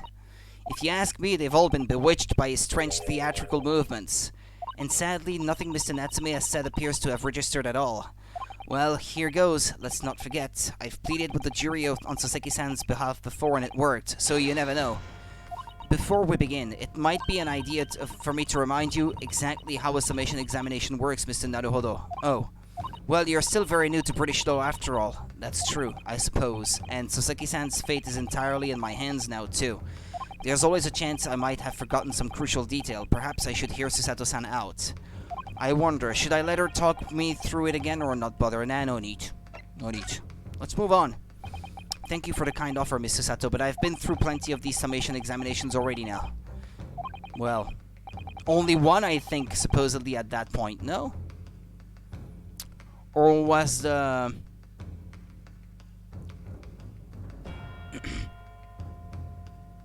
was there one in the... The first one was the one with the... What was his name again? McGilded, was it? I think. And then the second one was Soseki-san, I believe. I believe that was the case. Yeah, because he was afraid that even if he got out not guilty, Soseki-san, that he might end up like McGilded, who died anyway despite being found not guilty. Yeah, I think it was in that order. I think it's important that we don't delay the start any longer than necessary. Yeah, so at that point in time, it would have only been, I guess it's his third case in Britain. Of course I understand, and I am quite sure you're right. If you're confused by anything at any point, you can turn to me for advice whenever you like. I'll be here for you. The key to this is really listening carefully to each juror's statement. Finding two that are contradictory, and pitting the corresponding jurors against each other. Without further ado, please, counsel, proceed with the summation examination.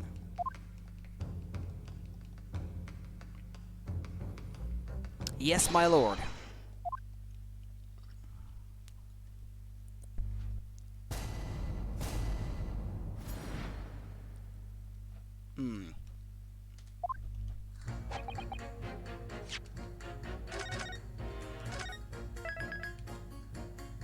Okay. The victim may not be well off, but he's a noble man and straight up. There's no reason to doubt the man. Well, I do declare the good gentleman has no reason to lie. In fact, I think he's rather splendid. Just look at the accused by comparison. He's chapped knees, stoops all the while, and has a mustache. Very fishy. Yeah, hold on. Did I press on the first one or not? Because I meant to. Well, there are plenty of people in London who seem noble but poor. Couldn't some of them also be liars? I've no doubt about it. Like that shaky client of yours, for example. Absolutely not. Mr. Natsume is no liar. Look, the point is, the only thing that passed the victim's lips that night was that Japanese man's tea. When you take the gasman's testimony into account as well, the truth couldn't be any clearer. Ah, well, that's alarmingly logical. But let me be frank here. I'm a gentleman with a gentleman's values. If it turns out that the old Shakespearean chum is a rotten liar after all, I'd gladly change my decision about the defendant. And I'm sure my fellow gentlemen of the jury would do the same, isn't that right? Well, yes, perhaps. Though I don't see it happening. Eh? What's that? Elderly gent on the end here, you know? You'll have to speak up. Look, I really don't care about all this nonsense. I just need this trial to be over. How many gentlemen do we actually have on the jury, then? Alright, sir. I may hold you to that. Don't forget what you said.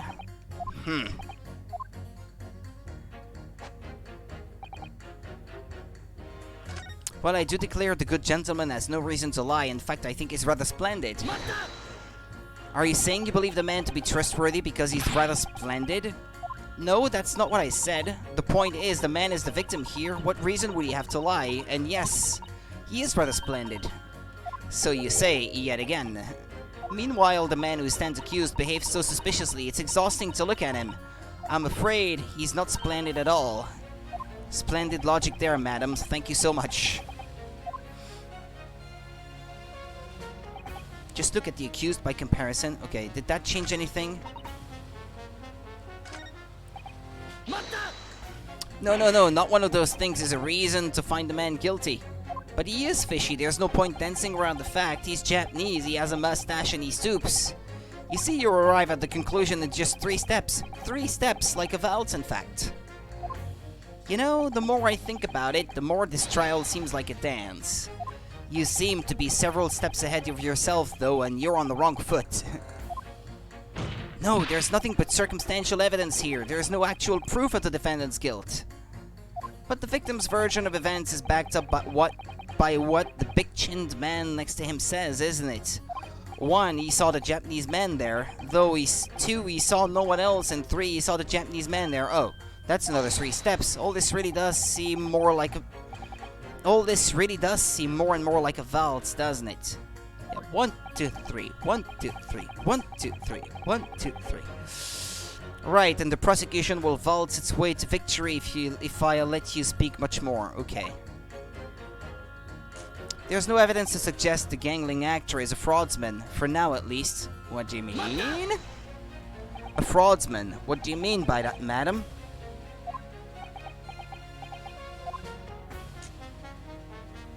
It really is a most tiresome problem for the company, most irritating.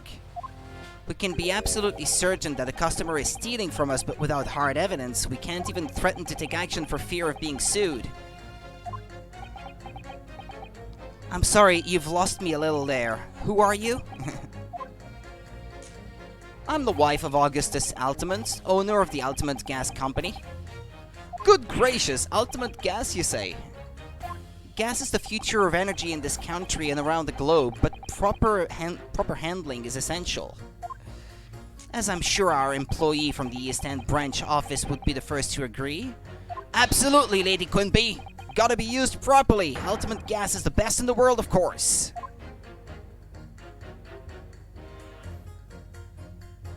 I think we may have solved the mystery of the bow from earlier, Mr. Naruhodo. Right, he bowed in deference to his employer's wife, did he? So would I be right in assuming that the reason Mr. Mitterman was watching what Mr. Shamspeare was up to in his room? I'm afraid that there is no end to the length of the population of the East End will go to in order to steal our gas.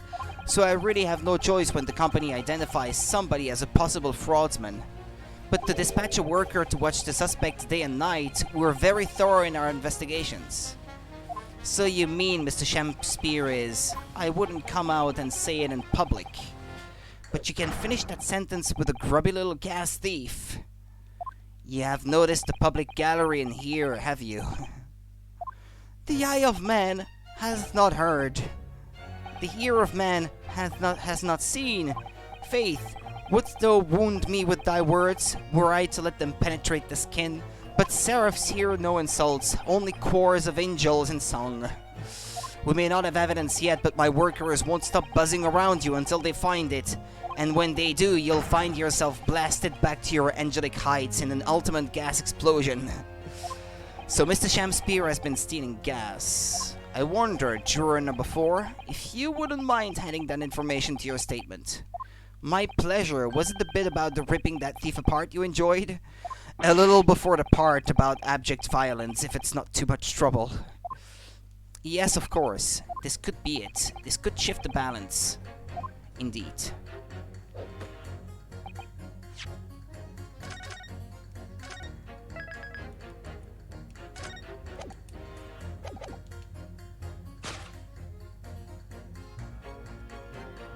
Well, there you have it. Those two statements clearly contradict each other. Good gracious, to whose statements do you refer, counsel? Juror number 1. Ew, what are you yelling about, lad? I presume you've heard juror number 4's statement made by the wife of the owner of Altamont Gas. Well, yes, the victim who you claim to be a noble, straight-up man, in fact turns out to be a common thief. So the good lady says, but there's no evidence, is there? You and I both heard them say as much. It's true, we don't have evidence as such, just yet. But the claims aren't baseless, you know? What? You heard me, seeing as his operation has already been compromised. I would suggest that the court hears testimony from our East End branch office employee over there. I'll do whatever you say, my lady. Gasman's honor.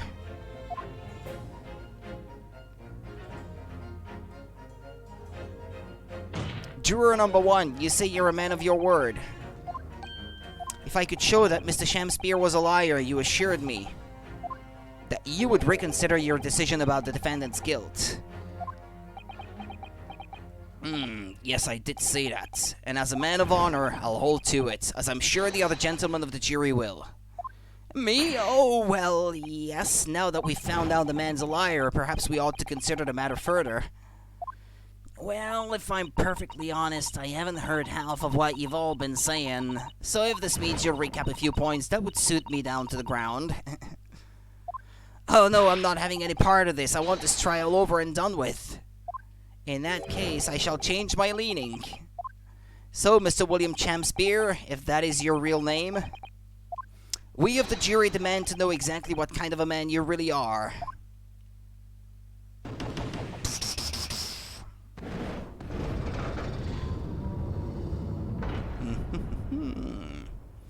That's 4 jurors, 4 for not guilty. Yes, Mr. Naruhodo.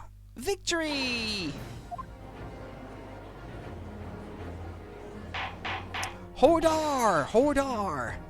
Well, this is quite extraordinary, I must say. As a result of the defense's summation examination, jury's leaning has changed. Now only 2 jurors say guilty, while 4 say not guilty. I therefore declare this court to be in a state of disaccord, and order the trial to continue.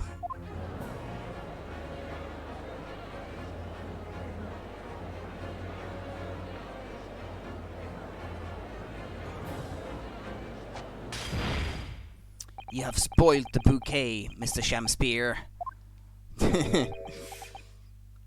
The ladies and gentlemen of the jury now find they are unable to trust you, the victim. But you gods will give us some faults to make us men, so God mend me, I do swear. This gasman speaketh that which concerns him most, naught but gas, naught but thin air. Aye, it burneth bright a while, but it has no substance, and it doth reek foul. Oi, what did you say? Do I take it, Mr. Shamspear, that you deny the allegations of gas thievery? Most heartily, my lord, as though forgot, I am as a seraph, an angel, noble of mind, sweet of nature, and verily, honest of heart.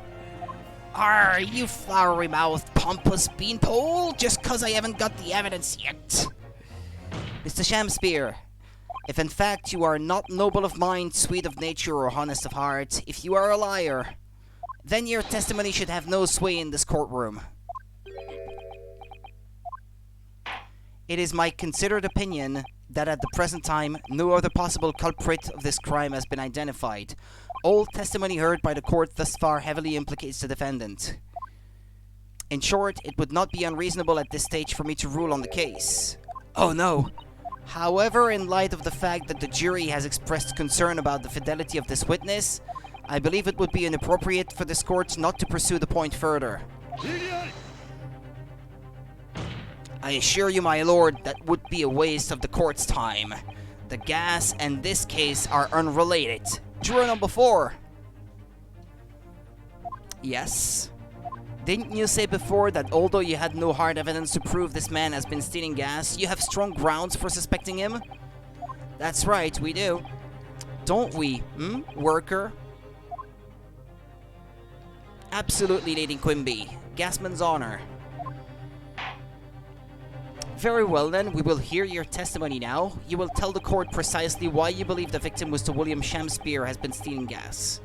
Yes, my lord, it'll be my pleasure. On the ultimate gas name, I swear. If I may, my lord? Go ahead, madam. This worker's testimony may have a significant bearing on the good name of my husband's company. Therefore, I should like to take the stand alongside him in a supervisory role, if you wouldn't mind. Woohoo! Oh yeah, sweet as honey! Yeah! Very well. As an exception, I shall honor your request. Thank you, my lord. You wait till the boss gives you an earful. Oh, it's gonna sting, you mark my words. So, you will both testify before the court on the subject of the illegal consumption of the Ultimate Gas Company's fuel. Yes, is that clear, my good man? Clear as ultimate gas, my lady. Which is the clearest in the world? Do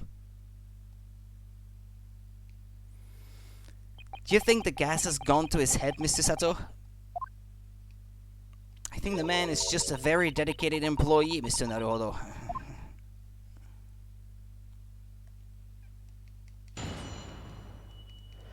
The Ultimate Gas Company's investigation. I'm proud to be the company's East End branch investigator and meter money collection agent.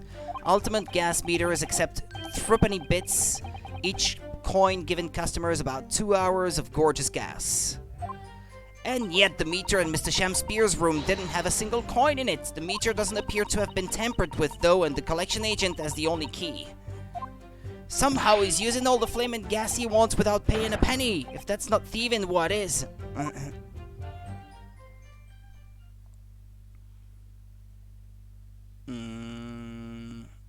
Pray forgive the discourtesy. The irrelevance of this testimony caused me to turn to my hallowed chalice. I wonder if maybe he found a way to use it without paying coins, and that has something to do with that soap we found. Is he making, I don't know, like soap coins or something? Copes made out of soap. Wait, hold on a second.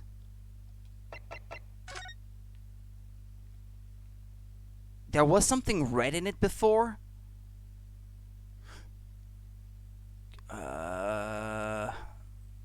Yeah, I'm wondering if maybe he's found a way to make coins out of soap and use them in the gas meter or something. Pray forgive the discourtesy. The irrelevance of this testimony caused me to turn to my hallowed chalice. What do you mean by that remark, Lord Van Zeeks? Did the mustachioed Nipponese poison the gangling excuse for an actor, or didn't he? That is all that should concern this court. And yet, now we must listen to this. Abhorrence. Clearly what separates the vast British Empire and your Eastern Island nation is more than geographical distance. But this could turn out to be crucial testimony. The cross-examination must go ahead. Do what you will. Lord Van Zeeks appears to be in a violent mood. Yes, he does. An attempted poisoning and an incident of gas theft with no supporting evidence. It's true that they would appear completely unrelated at first glance, but I wonder. The truth tends to be buried in the most unusual places, and the first step in uncovering it will be to establish just who and what this man really is.